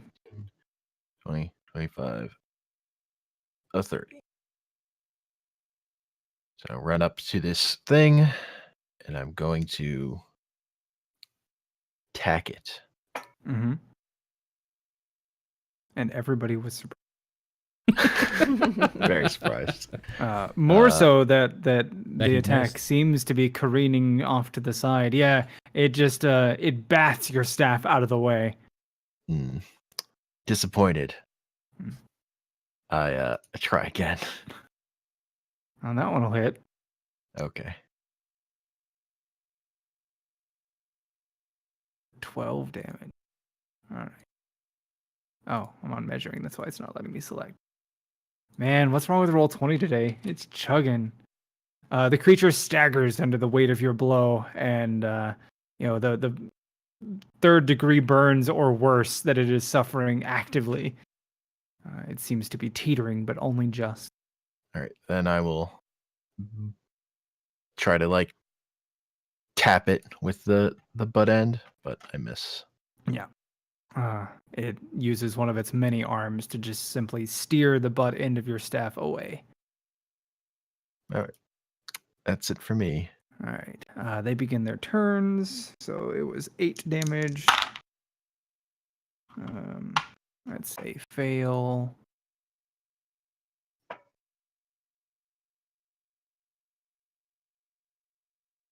And half. It's close enough. Yeah. Okay, there we go. All right. So they are both singed again. Even more so by the otherworldly flames, and they are now almost charred on their backs and sides where they're exposed to it. However, they aren't dead yet. So 1, 2. We're gonna tag team. It provokes an opportunity attack when it enters my reach. Okay, go ahead. Sentinel. So, boop. That's a hit. And that's a dead ape monster. As He steps in, and I just step forward and see in my head the way I see it, and you can choose to interpret how you want. The way I see it is like it steps forward, and you just put your staff on its belly and shove it back into the flames. That's also pretty good. And it Just it's poking 'em. consumed. All right. So Udanar, no longer protected by gravity, is going to take the full brunt of 5 attacks. Damn. All right. Three of them hit. 2 punches and a bite. Okay. The punches 5, 6, 7, 8, 9, 11, 12. 12 from punches, so 12 bludgeoning, and 5 additional from the bite. 17 total. Yes. Okay. And this one is a dead man. Pedal in. The initiative is yours. Okay. That sword's gonna try to lop off the head of the ape monster. Okay.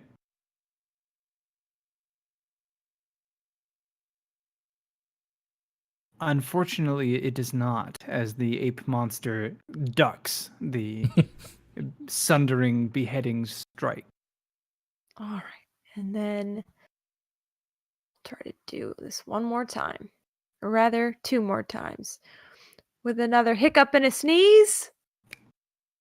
Eldritch Blast. You make finger guns. Pew, guys, pew, pew. Do you snap while you do it?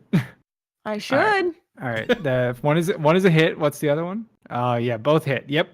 So the first one bores a hole right through its neck, and then the second one goes right through its forehead, and the creature just slumps backward into the extra planar flame, being consumed and turned to ash. Madame Beldam. It seems as though everything is dead. I'm going to say we need to quickly toss these corpses into the fire as that fire expands another 5 feet. Okay. Let's do.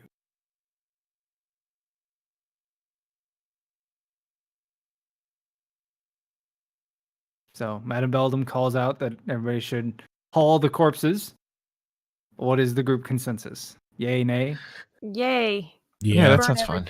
Mhm. Okay, so Udanar and Egg work quickly. The flames expand another 5 feet in the amount of time it takes them to drag the 2 over there. Would Udanar be what, lift. 5 feet every 6 seconds? Yeah. I mean, let's see, how far is it? He can move there, grab it. He can move there, but he'll need help. So probably Pedalin or you, and then moving back, which you can do as a bonus action to dash. So you got 1. So it would expand 1 Okay. more.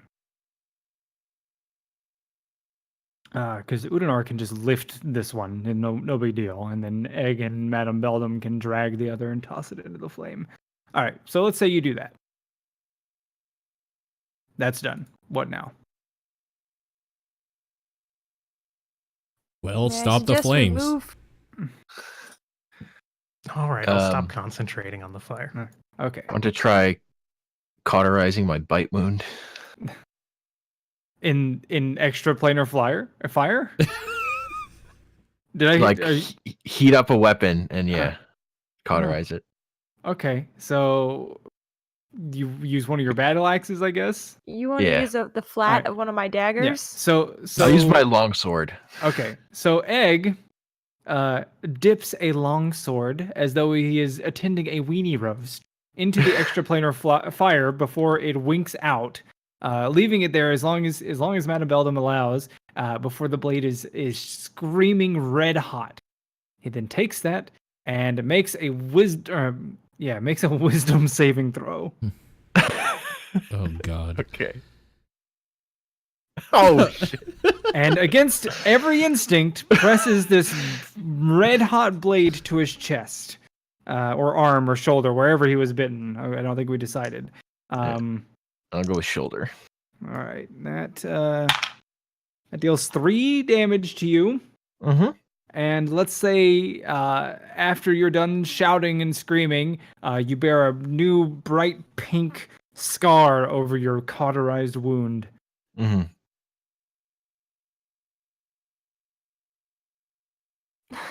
But it appears to be closed.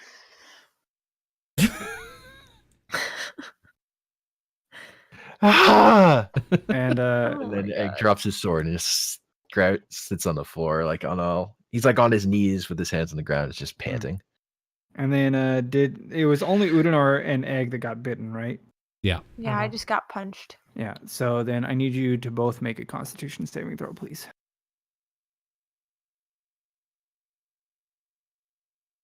Okay. All right. So that happened. The trees and grass are very much. Who's Xing? I'm trying to get rid of the sword. Just gonna move it off the sheet. You just click on it and then push delete. There wasn't a delete button. There's a delete key on your keyboard. It's in the very top right.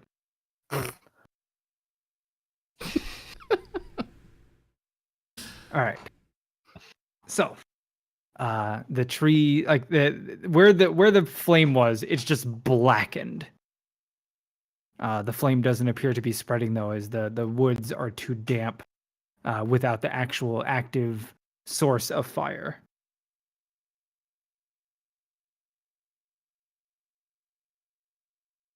What do you do? Are we out of initiative order? Yeah. Panting, I come to the middle here, and I just sit down on the ground for a second. Okay. I just Make say, a perception check. okay. I tell the others I need a moment. Back to GM mode as well. Mhm.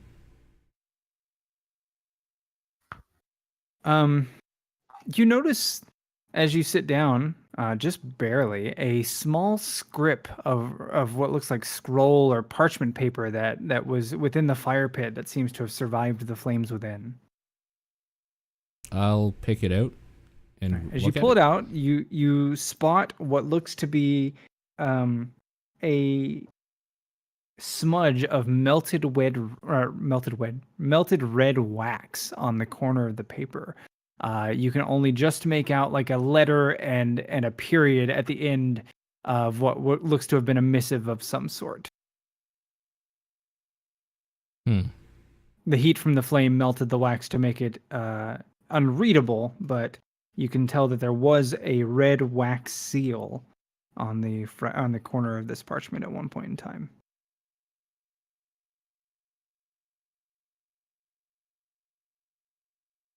I'll take a closer look in the thing to see if there's any more paper that might have been spared.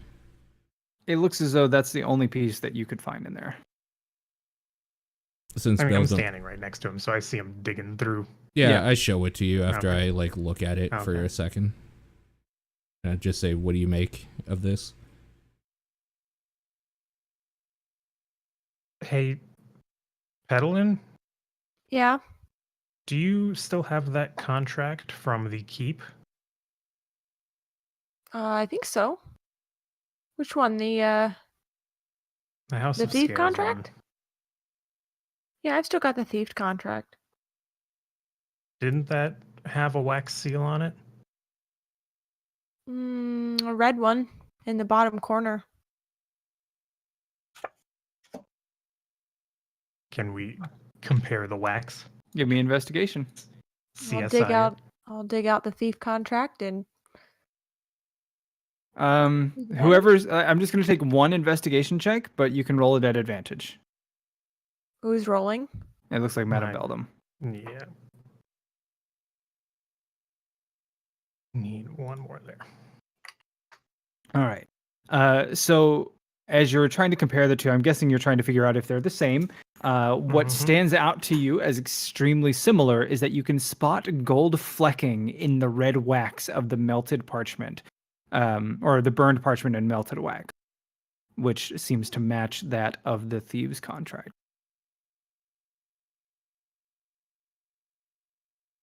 So very likely this was the camp of that group we encountered in the inn.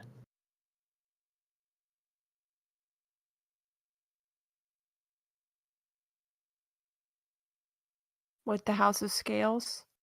And this was their contract? Yeah, which makes me curious who they were trying to transport in a cage.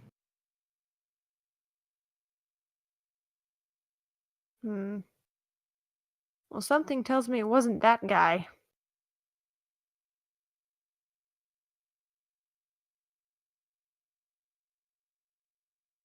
They did say they lost a member, didn't they? They did.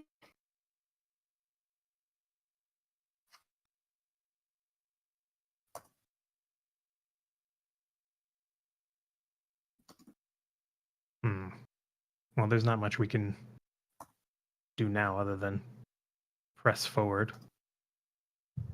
Udinar, how are your wounds with this disease going about?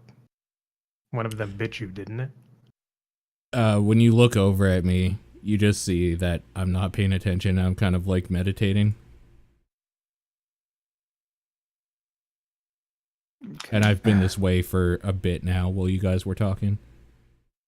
So, as 10 minutes pass,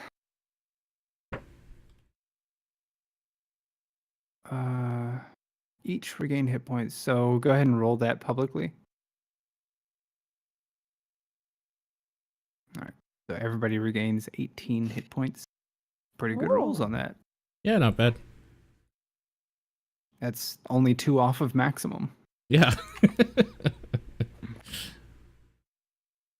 Not bad at all. Then I'll just open my eyes and say, sorry, you were saying?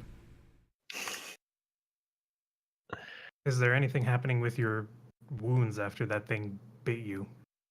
I would actually like to know that too. Clearly not right. Is there like where I was bit, is there like anything weird happening in that Make area? a medicine check. Okay. Well, Egg, you were bit too, weren't you? Yeah, but he put burning metal to its flesh, so obviously he's scared. Well, he may not be.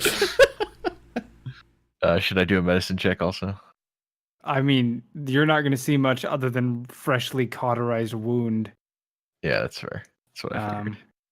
So, Udinar, as you take a closer look at the wounds, despite them having largely been mended by your spell, you're looking for any sort of sign of that same green infection or yellow-green infection. Yeah. You don't see anything now, but your knowledge of medicine tells you that it could take a day or an hour or a little bit for it to truly manifest itself, and you won't know for certain until some time has passed. Yeah. I just respond with, I should be fine.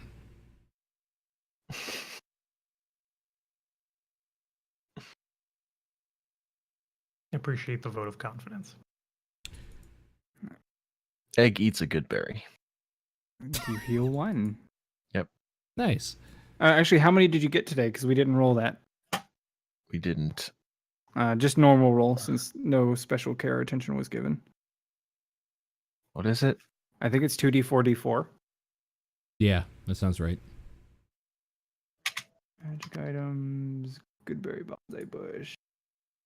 Oops. 2d4, d4, yeah. So 7d4 berries. Nice. 25 berries today. Wow! Good rolls. Berries. Yeah. It spit out many berries. Damn. If you'd been nice to it, that would have been 32 berries. Grief. Are you gonna start feeding those to people? Because that's effectively 25 HP or 24 HP you're sitting on now. Yeah, I'm gonna eat 8 more of them. Yeah, that's fair. So that- egg horfs down some good berries. And by the way, I wanted to ask you, how are you transporting this thing? Well, I was thinking when we were walking, I was generally carrying it on top of my head if we were Okay. not in danger, and then Uh-huh. putting it in the bag so it would get sun and stuff. Okay. I'm gonna offer you a solution so that this isn't really a problem. Just Sure. like tie it to the top of your backpack. Okay. I'll do So that then. you tie Makes the sense. tie the base off to the backpack. Hmm. All right. So you have 17 good berries left. 16. Didn't you eat 8? Or I you ate ate 8 8 plus more? 1. I Yeah, gotcha. yeah, yeah. Okay. All right.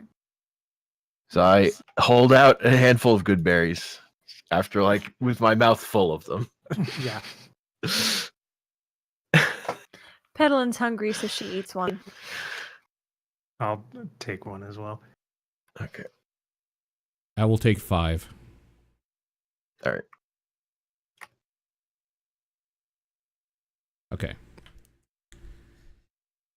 Okay. So, next steps. Now that we know we're not safe just standing around here. So, some of our options. How long have we been traveling since we woke up? Couple of hours.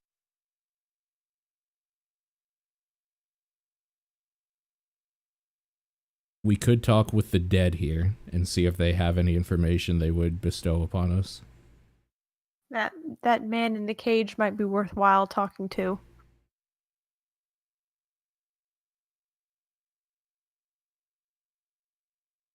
It just talks to the people not in the cage first. Just keep in mind, though, that if we do that, it does take time, and we might not want to be sitting around that long. I think So- we should at least question one of them, because we still really don't know who these people are at all. Well, the one in the tent died in the tent. So he may not have seen what all happened at the camp. And this I'm is less interested in what happened to them than who they are. this is also not something I can do over and over again. So Yeah. we have to make a call. We can't just ask every dead person we meet what happened. Sure. Sure. So I would agree the guy in the cage would be maybe more willing to give any information if he knows anything. Or we could press on and maybe find a more helpful corpse along the way.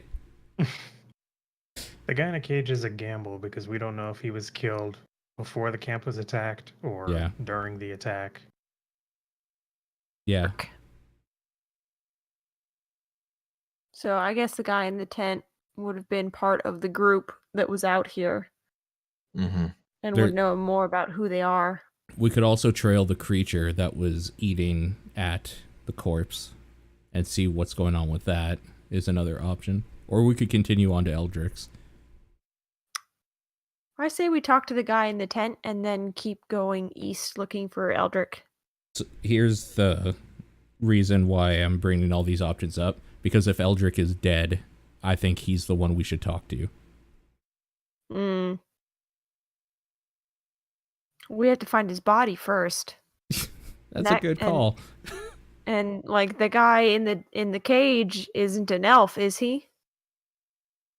We Nobody haven't looked. investigated him. Yeah. I will look and see if he is an elf. Okay. You'll need to roll medicine. I'm gonna go feed the dog while you guys sort out a plan. From your cursory glance, you're not going to be able to tell because he was tortured very clearly. They have cut off his ears. He's missing. They broke his ankles. They Oh, broke his Jesus. arms at the joints. Like this creature was quite clearly put through great pains. Well, if he was tortured, then he probably was the mark of the contract for the House of Scales, because they tortured Pippi too. Or at the very least had information they wanted, which it might in turn be information we should have. I'm going to try to open the cage. Okay. It's locked. Okay.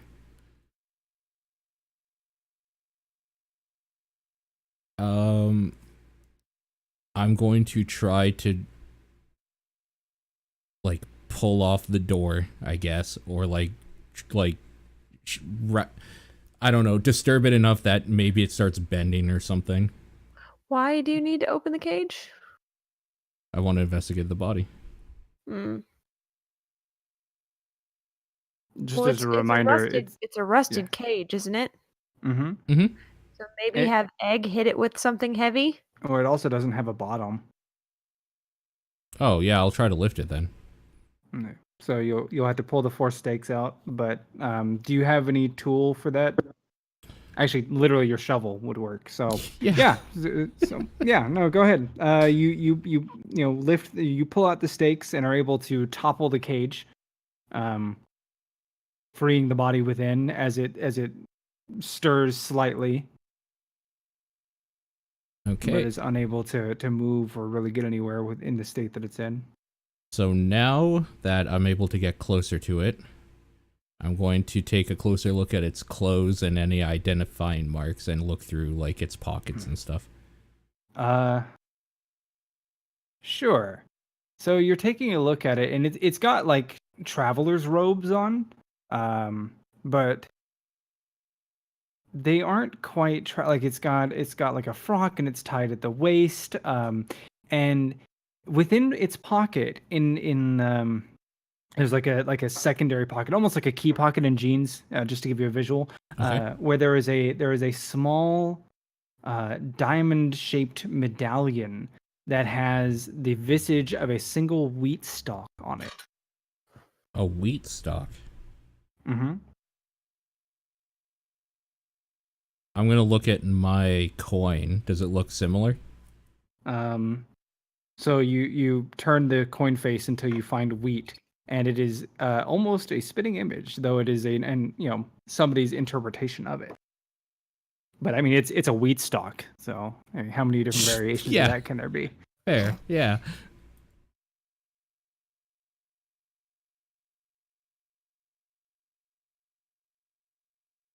Hmm.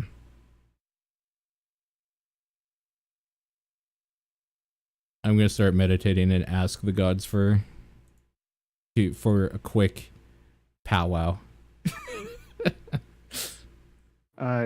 It comes back with a blank.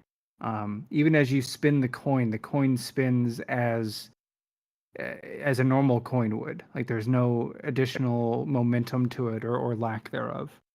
Yeah, like I don't feel the presence at all. Yes.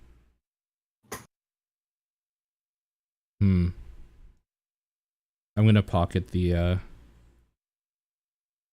thing. The little medallion. Yes. Okay. This intrigues me.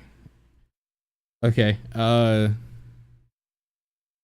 nothing too special with him, which is why I think the information might have been in his head and not to do with who he was in life. So maybe we should talk to him. I agree. Okay. Okay.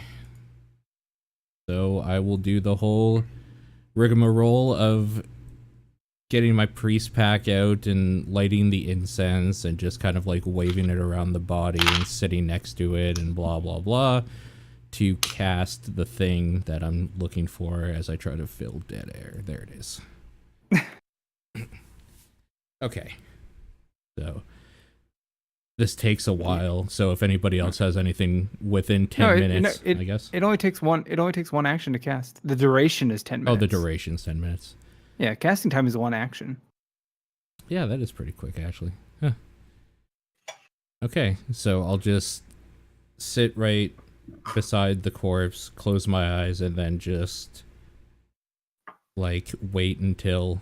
Just kind of call out to it, I guess, in my head. The eyes, though previously blank and white, appear to, like, the eyelids flutter, and it, as best you can tell, they begin to focus on you. Unfortunately, it appears as though they used a hot poker to scorch the eyes themselves, so it can't actually see. And it gasps for air, though no action, or it's not necessary. Mm-hmm. Oh, you know what? This spell won't work. The corpse must still have a mouth and can't be undead. I didn't check to see if it was undead. It was still moving. Yeah. Okay. Well, I mean, I'll still cast it, and then I just won't hear anything. No, I'm not going to punish you for that, because Okay. I did give you guys the clues that it was undead, and I think it was just something that you didn't know was a condition of the spell. Yeah. Is that? Yeah, Is that no, right? It I was- glanced over that part. I knew it needed to have the capability to talk, like have a mouth. But so you may just say something along the lines of it won't work because it's undead. Mm-hmm. Okay. If you could undead it, then it would work. Do I know how long it's been dead?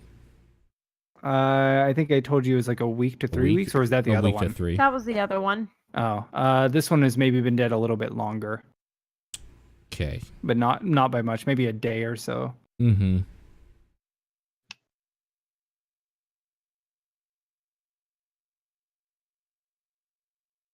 Okay, in that case, what I'm actually going to do is turn it to rest its soul, basically.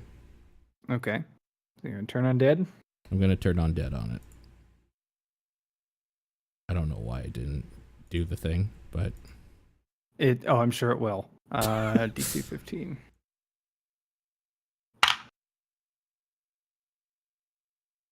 Okay. And then if it's under certain it's destroyed? half. 1 Like 2. if it fit like if its thing is half or Yeah. challenge rating is half? Yeah. Challenge Let's see. What is a challenge rating on this? On a stump. Oh no, it's still got its arms and legs. They're just broken at the joints. Gross. Type Ugh. humanoid. Let's see.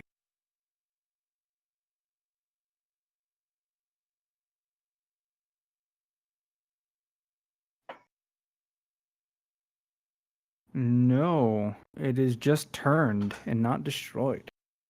Really? Yes. Interesting. Okay.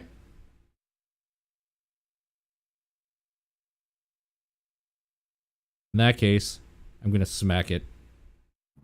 Okay. I'm going to try to finish off whatever life is left Sure. in it. Okay. You seem to have cast it into death, at least temporarily. And then I presume you cast Speak with Dead. Yes.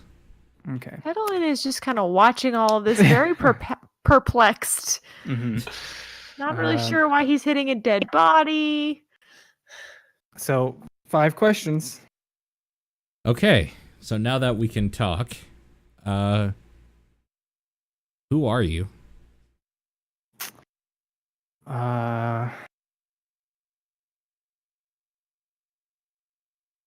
Did I have a name for him? Let me see. Seymour Butts. I gotta look through my NPCs real quick. Bill McCracken. Nicolas Cage. His name is Letty.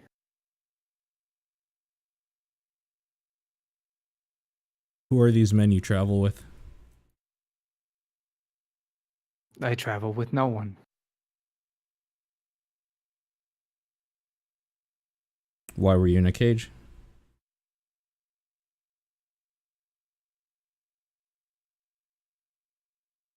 Because I was placed here against my will.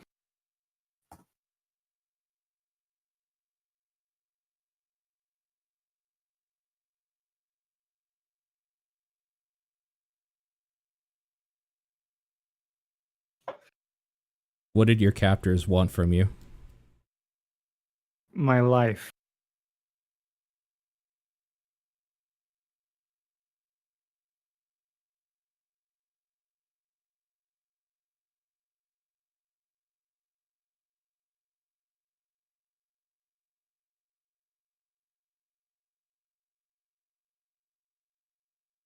Why did they want your life? I am a priest of Na.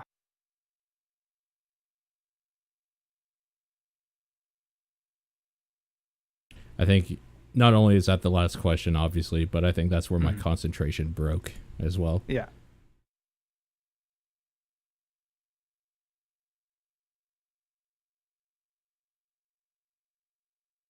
The others would notice that I've gone kind of like completely silent and still. Mm-hmm.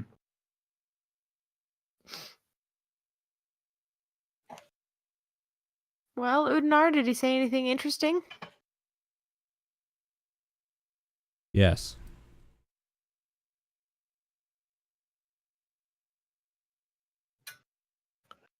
Oh, why was he here? I'm going to start like doing some burial rites for him, basically. Nothing like Okay. mechanically special. Yeah. Just But like are you digging a gonna? grave. Yeah. Are you gonna respond to your group? No, not yet. Okay. So, Udinar begins fervently digging a grave for this poor soul.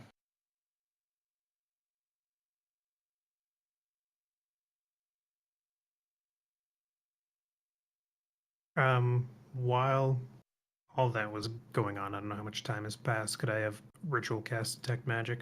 It's been like a minute, maybe. No, So okay. no. The casting time of Speak with Dead is an action, so it just lasts 10 minutes.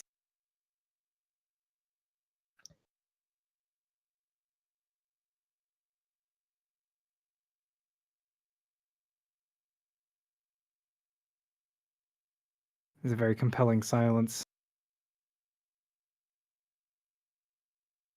So, Udinar digs a grave, puts the body in it. While he's digging a grave, Lavinia ritual casts Detect Magic. Anybody else doing anything? No? Okay. Not really. Just keeping an eye out Okay. and an ear out. Yeah. So Petalin or Egg at least will keep watch. So go ahead and give me a perception check.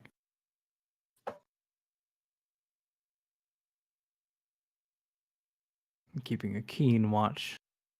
Petalin as well, it seems. Lavinia, you finish casting Detect Magic. Oh, I'm eating a cracker. I'm sorry. Mhm. I want to take a look at the. I guess fucking egg fucked it up. The wound that Udinar has, and see if there's any like magic element to it. Okay.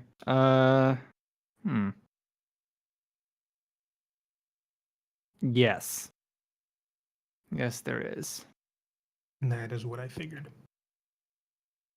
I'd like to root through the bedrolls, see if there's anything hidden in there. And it is necromancy, in case you were wondering. Are you Yeah. looking through the What a bedrolls? Yes. They are standard quality bedrolls. If you look really, really close, you might find some skin flakes. Gross.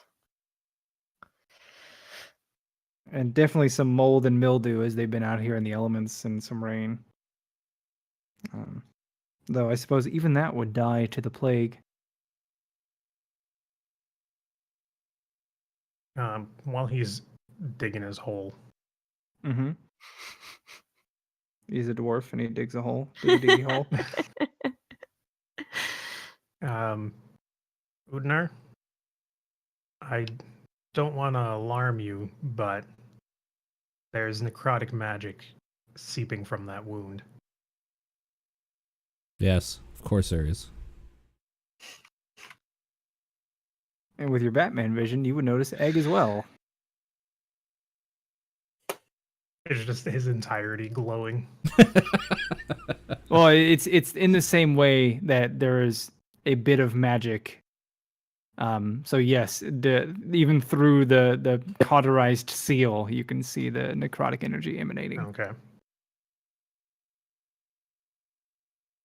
I figure I would probably finish what I was doing now, burying the body. Sure. Yeah.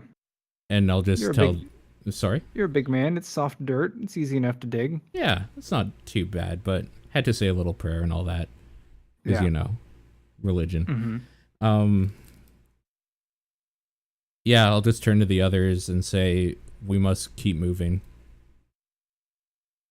Didn't learn anything from the dead man, huh? Not particularly.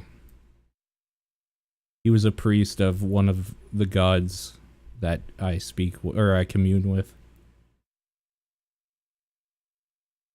That seems like kind of a big deal. Indeed, which is why we must keep moving, and I will ponder this as we go. What's going to be our plan for this disease? Now the two of you are infected. It seemed to Who was it? react to necrotic magic when I sucked the life force out of one of those ape creatures. Yeah, but then it also kind of exploded. Fair. Yeah, the reaction was that it got bigger. Mm-hmm. Well, the idea with the plague is that if we find the source of it and destroy it, the plague will go away, right? Like the animal or whatever it was that's tainted this area. I don't think we have enough information to go on quite yet, but it does seem to be of a magic nature. Why do I have that information? Didn't we talk to somebody who gave us that? Wasn't it the elders? Yeah, nobody Am I gave us making that up? any concrete information. But yeah, that's what somebody seemed to think, I believe. I feel like we talked to somebody who said that. All right, well, okay, two options. Option one, we go further east, going in a little bit deeper, seeing if we can find Eldrick. Or option two, we go north, following whatever that little creature was, but there's no guarantee that it will lead us anywhere or that we'll be able to track it. I believe of the two, Eldrick is more time sensitive. Yeah, and we Yeah. don't know how far that creature made it running away. Okay, east it is. All right, Yep. so the group resolves to head east, hoping to come across some sign of Eldrick. So for several hours more, you do your best to get through the woods. It's slow going, what with so much ground cover just from leaves and various things that have rotted and died, offering up hazards. You aren't moving as quickly as you might like to traditionally over land. That being said, after nearly a half day having passed, so now late into the afternoon, you spot what looks to be a large building off in the distance, perhaps a little bit south of you. And follow, of course, staying a healthy distance, but still noticeable behind you. What you notice is that there are ruts that look similar to his, but much larger, headed south from where you are. You can spot a few of those up ahead.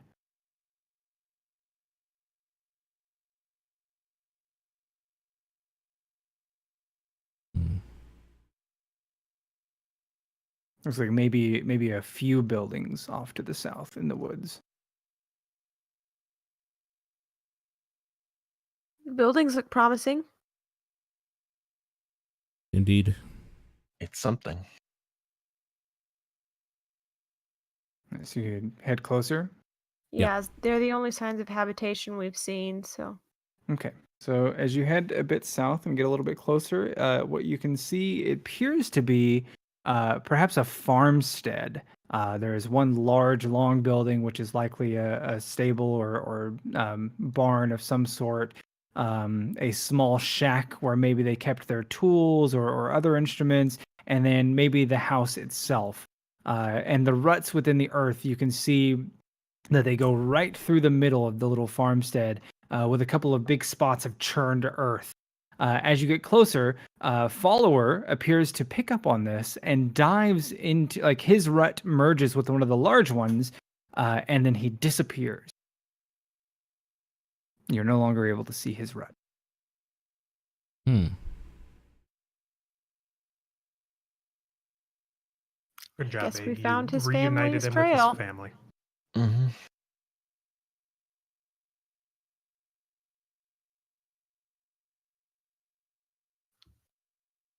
All right. Should we search the farmhouses? Yes. Yes. Okay. All right. We'll approach. Weren't we told to be wary of a horse? Yes.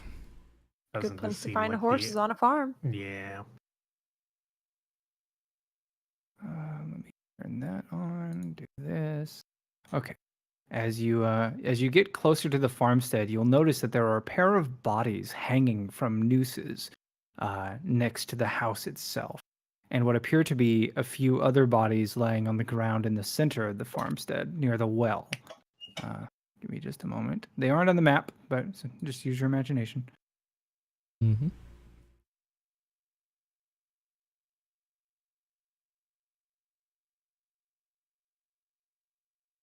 Everybody's able to see here? Yep. Okay. Yes. Too far to spot any details, but that is otherwise what you see.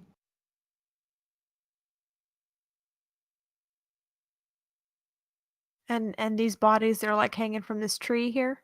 No, next to the house. Oh. You've only just spotted them as you get close. This is a haystack. No, that's like a shack or a hut. Shack, like a tool shed.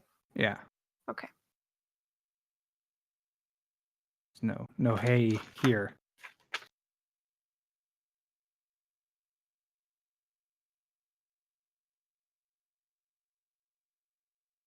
Okay. Well, farmhouse first. Yes.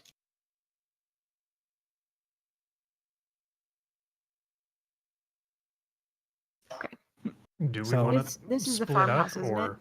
That's stay the together? barn. That's the barn. Okay. I'm going to go to the little shack. Okay. So looks like I hear splitting up. I mean, I don't think it's a bad idea. But I'm not thrilled about splitting up, but We should I'm go. gonna go to the farmhouse. If we split up, we should go in pairs. Mhm. What is our safe word? help.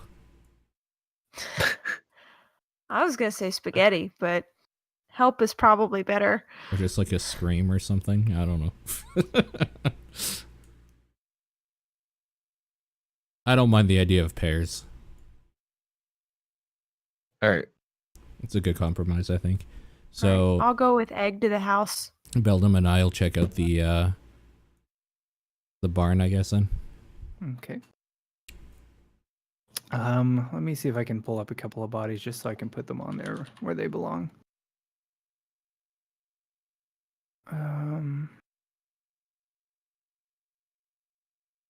These aren't going to be true to scale, and they're not exactly what they should look like, so just bear with. That's 2, 3. Okay. All right. So, Noodles and Beldam are going to the shack or shed. Is that right? I thought they were going to the barn. Oh, are you going to the Yeah, barn? we're going to the barn. Okay. So you guys are going to the barn, and then Egg and Petalin are heading to the farmhouse itself. Okay. Mhm. So who wants to go first? Egg and I'll go first. Okay. So as you make your way into the little farmstead and past the shack, you see the large churned earth just north of the well, where it looks as though something maybe had come out of the earth itself before returning to its little burrow. There are 4 bodies just south of the well of children of various ages. And within the tree next to the farmhouse itself, you can now see more clearly a pair of bodies dangling from the same rope with their hands interlocked, skeletal hands interlocked. So, are they hung by their neck and then they're Yes. clutching hands? Yes, like they're holding hands. Ugh, gross. That means they were alive when they were hung up there, alive enough to grip their hands together. Which means they suffocated. Pretty grisly.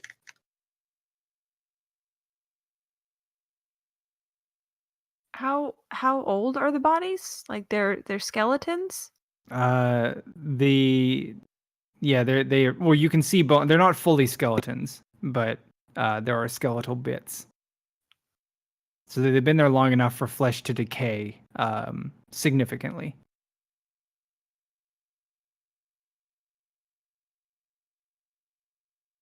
The 4 children are pinned to the ground with stakes through the hands, feet, and chest. Great. Is there? I assume the same necrotic rot is in this area too. Yes. But these bodies don't seem to be moving at all. Correct. Hmm.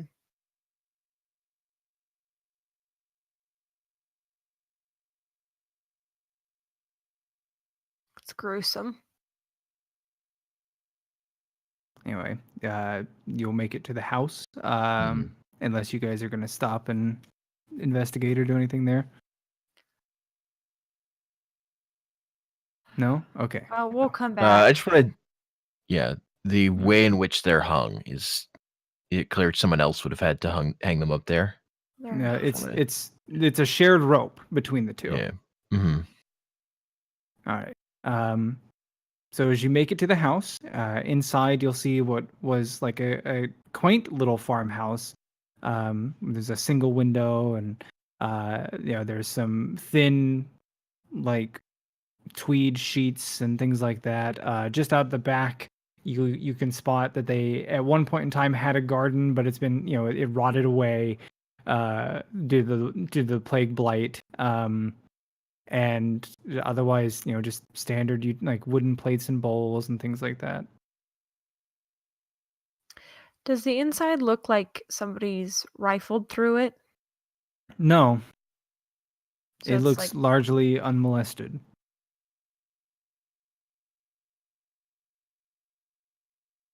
Is it a 1-floor Mm-hmm. building? Mm-hmm. No basement. No, none that you can see.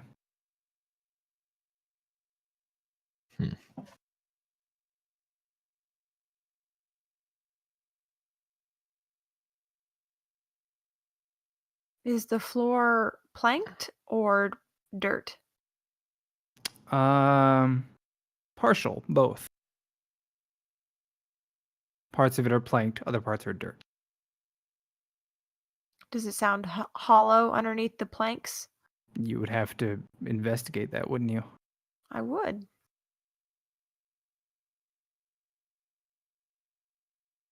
I will as well. With your keen skills of investigation, you do discover a spot over the planks within the house itself that sound a bit hollow. And you indeed spot a small ring that looks like it could lead to a trapdoor. Hey, Egg, can you help me with this? Yep. See if you can open that, will you? As you pull up the ring, you disturb dust that's been there for quite a long time, filling the air with a cloud. But you are able to pry the trapdoor free. As you do so and look below, you see that it was a cold storage or cool storage area at some point in time. And the rot smell that was within the house is just amplified further as the meat within has just spoiled and gone bad. Ugh. Great. I'm not sure I want to go down there anymore.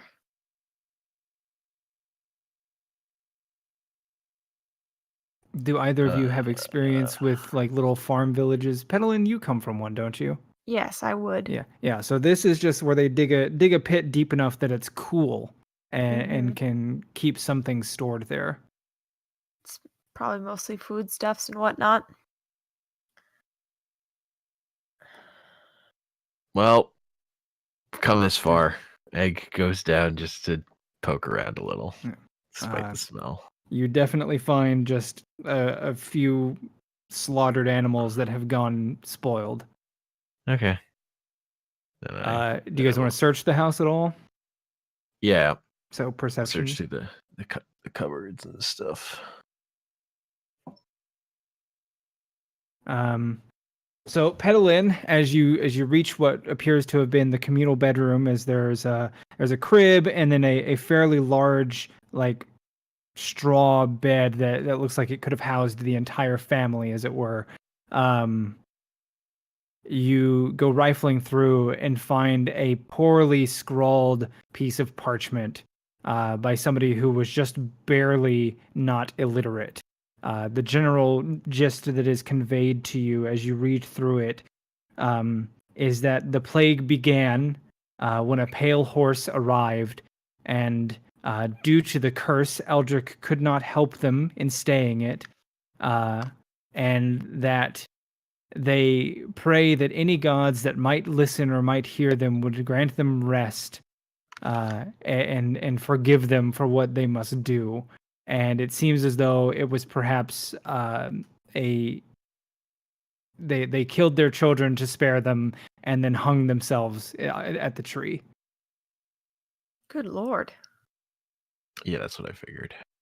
Or rather, hanged themselves. Anyway, so while you guys do that, let's go ahead and Lavinia and Noodles through the barn. So you enter the barn, and what you spot, first and foremost, actually, you know what? Make a perception check.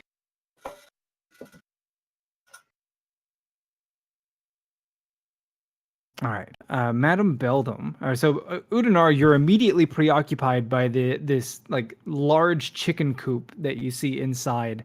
Of course, with several of the dead creatures in various states of decay, some of them still occasionally clucking. But Madam Beldam, in the far side of the barn itself, just resting against the corner and buried beneath what looks to be like grain and straw, is a large silver-scaled beast with several rents in its hide, just sporting that sickly greenish yellow color. It doesn't seem to have noticed you. Its eye is closed, but it is breathing. I'm gonna grab Udinar by the hand and lead him outside. Yeah, okay, I'll follow. So Madame Beldam pulls you outside rather hastily. What is it? There is one of those burrowing creatures on the other side of the barn. It appears wounded. Are you suggesting we kill it then? Well, it's likely that our impromptu travel companion may be with it. It may be a family member. I have no idea if it would be aggressive towards us. You didn't get a good enough look to see if follower was there. Right. You only that's just why spotted I'm making an assumption. Yeah. Okay.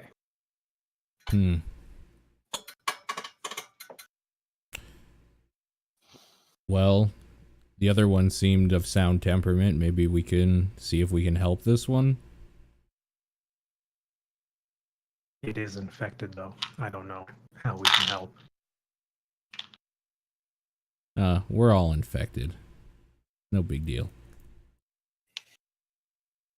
Kind of a big deal. I think we should really sort that out at some point instead of just kind of hoping for the best. I suppose so. Maybe this should be brought to the attention of the other. Now? Yeah, maybe this should be brought to the attention of the others. We can make a choice with all four of us. For if we have to kill it, it might put up a fight. Right. It would be better to not be split up for that. Agreed. Let's check out the shed then.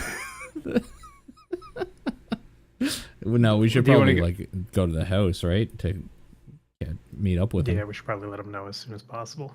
Yeah.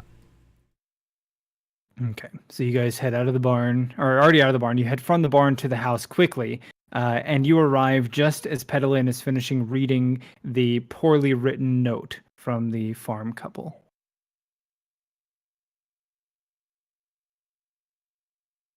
So a bit When of they an walk issue in the their barn. room, I just hand them the note. What is this chicken scratch? It's the suicide note. Of the people who lived here? Of the couple outside in the tree. But yes, they did live here. Good news is they knew Eldrick. Bad news is they killed their children and themselves to avoid the curse and the plague. Mm. And there's more talk here of a pale white horse. that We'll brought call the that plague. neutral news because we know that we definitely have to find this pale horse. Everything that we know points to it being either the source or Yeah. the harbinger or something of the plague. But we also know that the plague started before Eldrick disappeared, basically. Yes. Oh, I have that list already, Rumble. I just wanted one that would roll it for me. Okay. Yeah. Well, they have chosen their own path. Now we must choose one for this creature we found in the barn. We found one much like your little follower, hurt in the corner. Looks to be infected. Probably going to die soon. Anyway.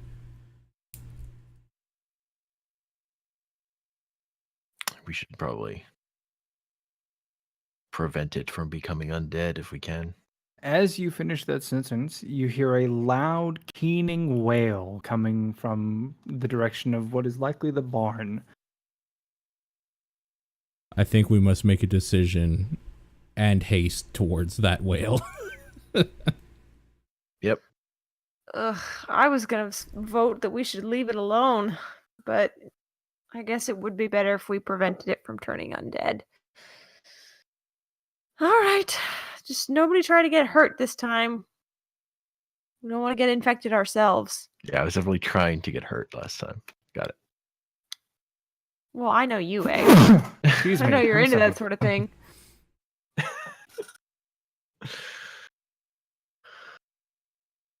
To the barn!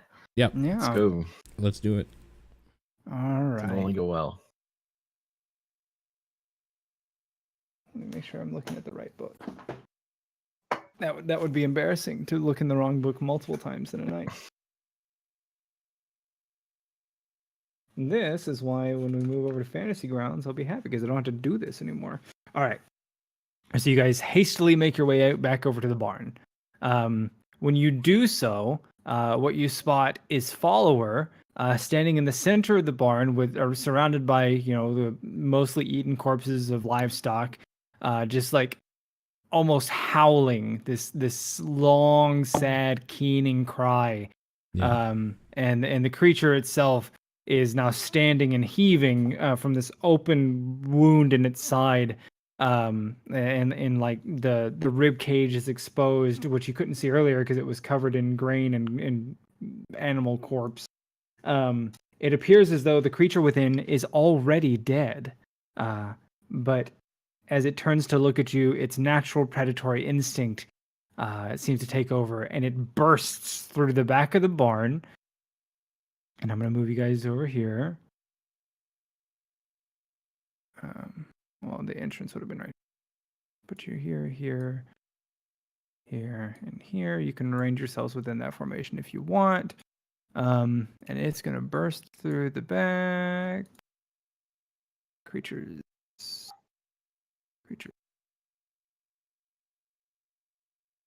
There we go. Yeah. And yeah.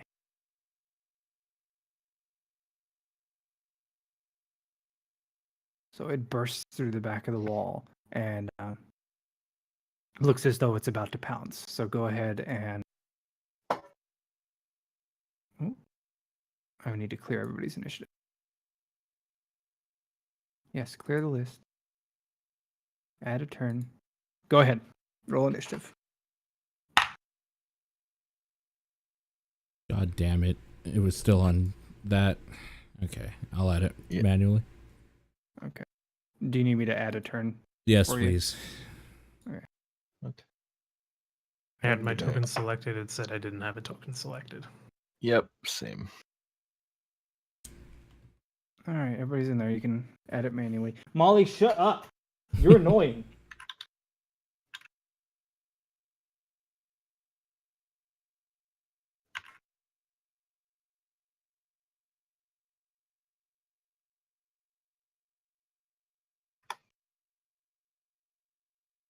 Stop it. Go away.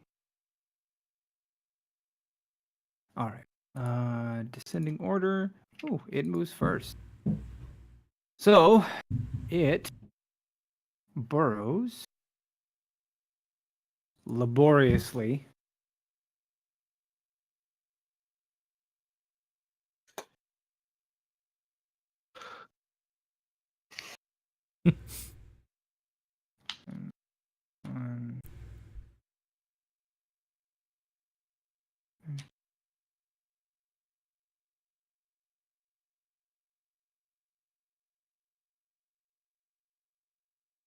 um, GM layers. Check this. Oh, okay. All right. Udinar, you have the initiative. Well, shit. Okay. I mean, the first thing I'm gonna do is this to see. I'm hoping it's undead and I can maybe sense it somewhere. You can. You sense the presence of the dead as an action you open until the end of your turn. You know the location of any undead within 60 feet of you. So there's undead right here. Great. Ah, shit. Yeah.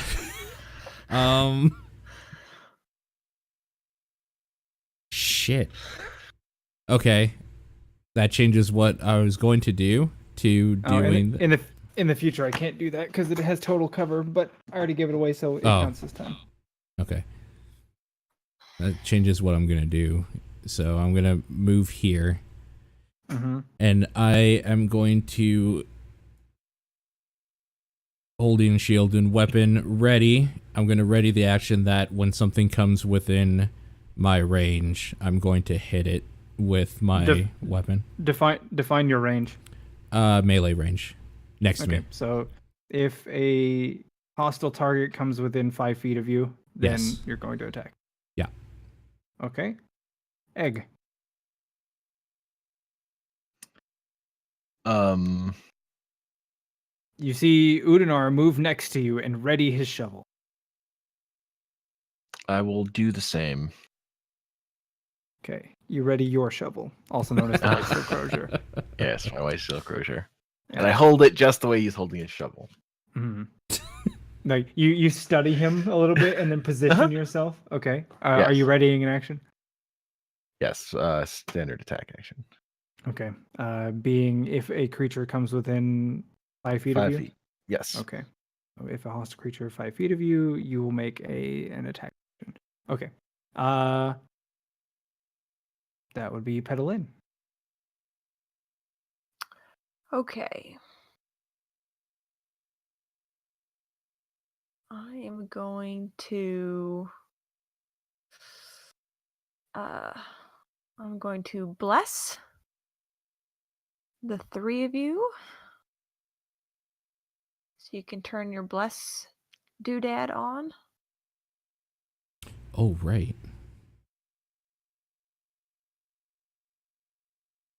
Bless Doodad on. Oh, right. I don't have that anymore because I changed characters. I'll add it. I thought we re-added it, but I have You it do on have my it. sheet, but he may not have it Oh, on do his I? sheet. yeah, it's under your saving throws at least. Oh, yeah, I do. Okay. Yep. And under your attack rolls. You just gotta check them both on. There. I knew we added it. All right, so you bless everybody. Mm-hmm. Bless up. And then can I ready an action as a bonus action, or is that it? You can ready a bonus action. Do I have a ready bonus action? I think I do. No, I'll just end my turn.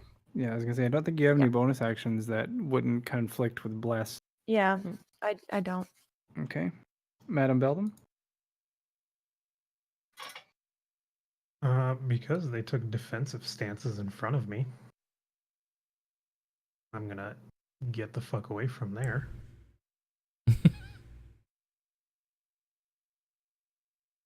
And I'm going to ready a mind spike.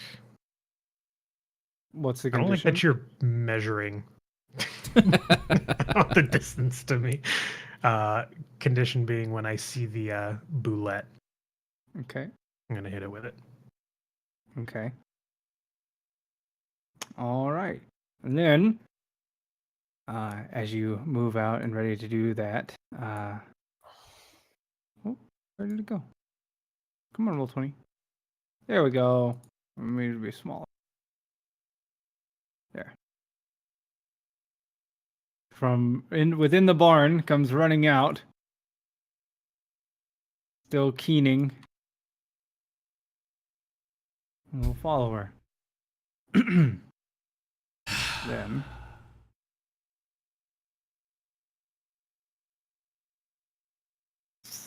Dana, dana, dana, dana, dana, dana, dana. I'm so fucked because I'm the only one that moved and made noise.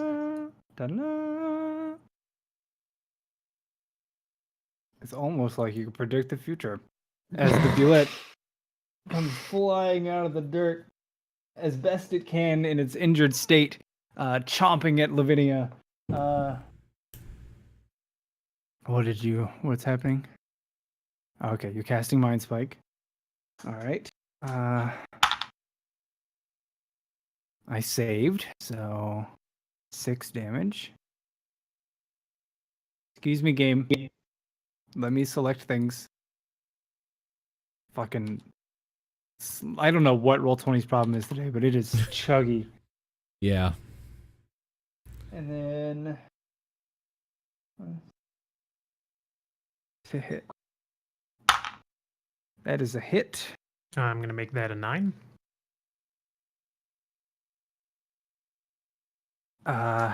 What's your AC? Sorry, you're under me. 12. It's still gonna hit. I fucker. You sure you don't want to? Okay. All right, so you make it a 9, and still hits. 4d12. All right.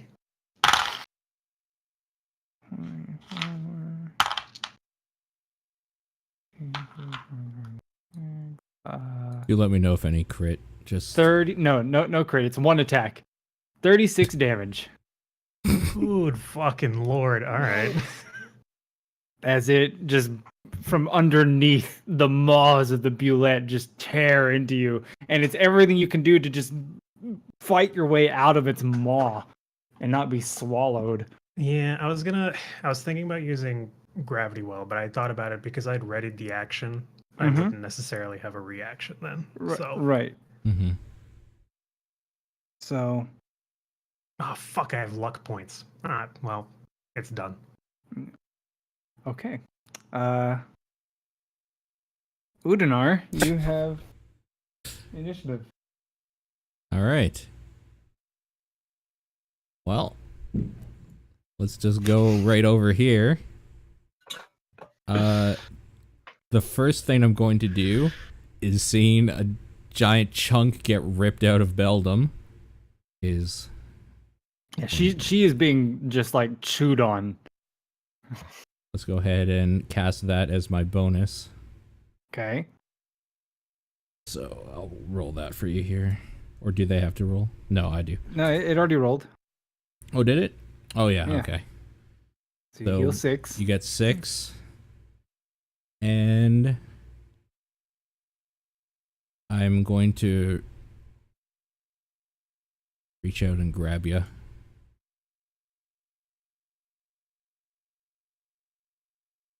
All right. So 12 plus 4, so 16. No, that misses. Okay. The Bulette swishes its tail just out of the way. All right, that's it for my turn. Okay. Egg. Yep. I'm gonna run up and try to bash it. Okay. That is an unfortunate miss. I'll try again. Still missing. Yep. Damn, those bless rolls have been so good too. And then I will try to hit it with the butt end And also miss. yeah. Had to win. Man.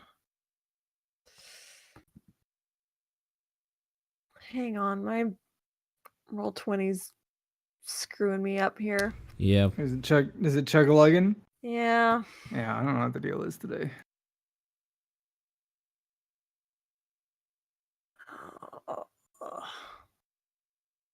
Okay.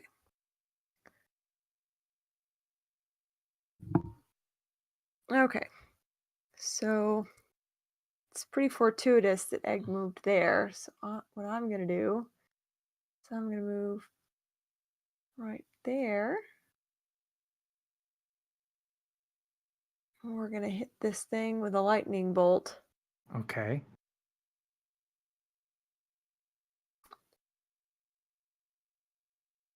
Is this right? Yeah.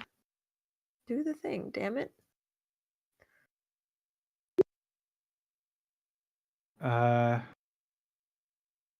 Why is that rolling an attack?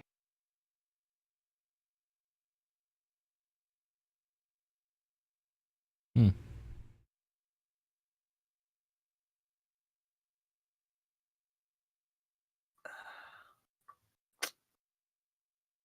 It should be a save, which is 15. Yeah. Makes it dexterity saving throw. Yep. Okay. So minus 24 damage as your lightning streaks through it and explodes the side of the shack, sending like a wheelbarrow and some scythes and stuff just like careening off into the woods.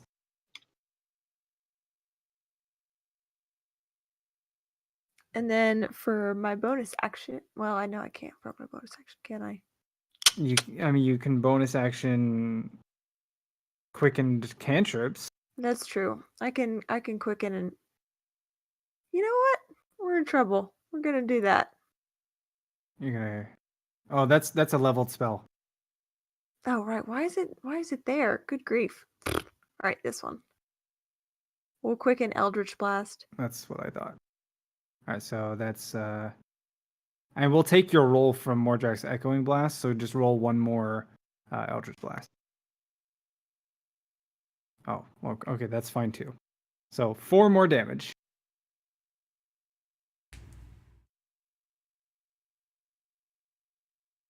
Man, you're having some bad rolls on your D10s tonight. Yep. It's like 3 1s. Madam Beldam, you have the initiative. Thoroughly upset at what happened. I mean, you I'm should have going to learned cast what happens Polymorph. when you run. Use Portent to make its roll a 1 and turn it into a trout. What? Okay. Okay, it's a trout. It is a fish for an hour. Mm-hmm. Now what? You have a flopping trout. It's not going to live an hour. Pop polymorph Yeah. up there, by the way, so that. Sure. Oh my god. I'm going to say, Udnar, throw it the fuck out of here. Where are you going to throw the fish? Why wouldn't Just you just away kill the from fish? us. Because whatever damage it takes in its fish form will then revert it back to.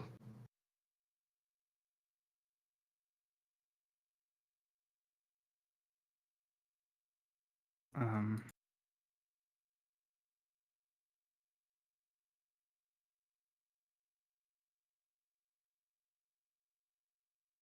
Or you know what? Go put it in the well. Then we'll get the fuck out of here.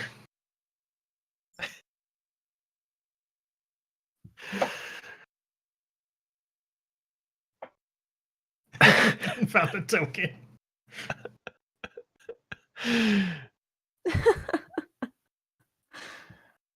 There you go. All right, so Madame Beldam casts that, and then 1, 2, 1, 2, 3, 6. It gets here, and it looks around, all panicked, and lets out that same keening wail. Oh. Udinar, the initiative is yours. So- Excuse me. Bulette Trout uses Splash. It has no effect. Udinar, you have the initiative.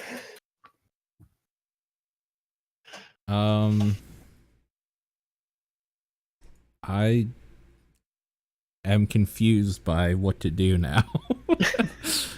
Well, Madame Beldam told you to go throw it in the well. Sure. I'll pick it up and throw it in the well, I suppose. Can you make it? Oh yeah, it's close enough. Yeah. All right. So you scoop the trout in your shovel and Yeah. drop it in the well. Yeah. Okay. Egg, what do you do?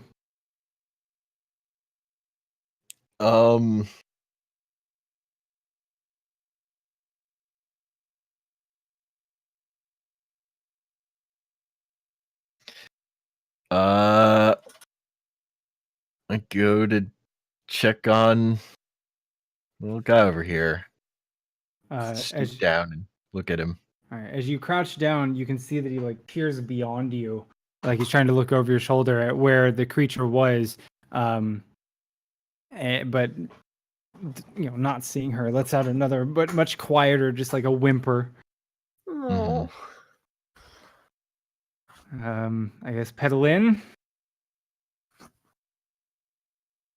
Oh, I'm super confused because I was hitting it and then it turned into a fish. So I'm gonna. Oh heavens! I'll throw one of these at the madam.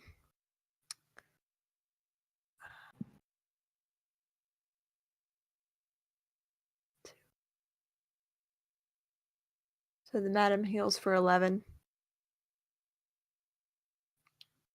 Okay. Anything else? No, I think that'll do it for me. All right. And Madame Bellum?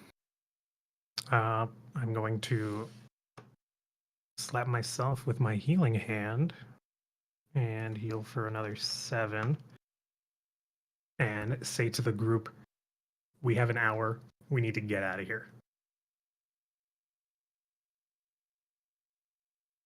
All right. What seems to be the group consensus as we're now at the top of the round, and I'm not going to go turn by turn for that.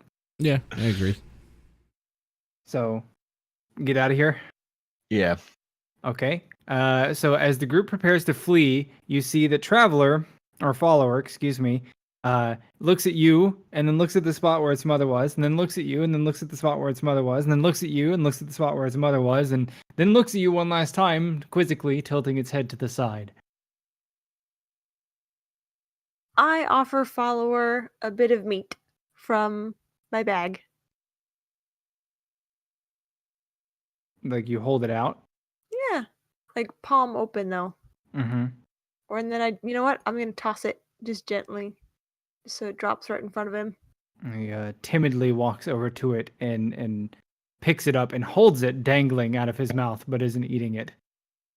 It keeps looking at you and then looking at the spot where it last saw the other bulette. Now holding a piece of dangling meat scrap. I want to invite him. Can I roll animal handling to see if I can invite him to come with us? You can certainly try to handle the animal. Okay. I'm gonna give myself a guidance boop first. Okay. And then You didn't turn on your guidance. I didn't turn on my boop. You said you were all doing it that. and then you didn't do it. So 11.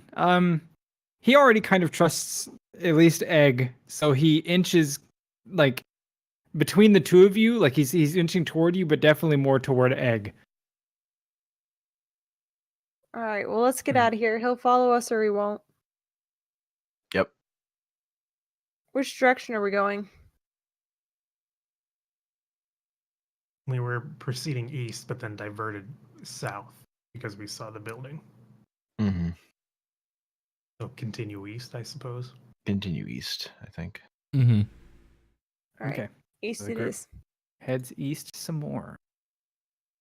Traveling through the dense woodlands. Sun will set soon. And we're going to go ahead and take a break right here since combat just ended so that we can feed the animals, take care of that kind of thing, and everybody can have a little bit of a 10-minute breather. So we'll meet back here at 12. Does that work? Yep. Sounds good. Yep. All right. So happy I took polymorph. That was awesome.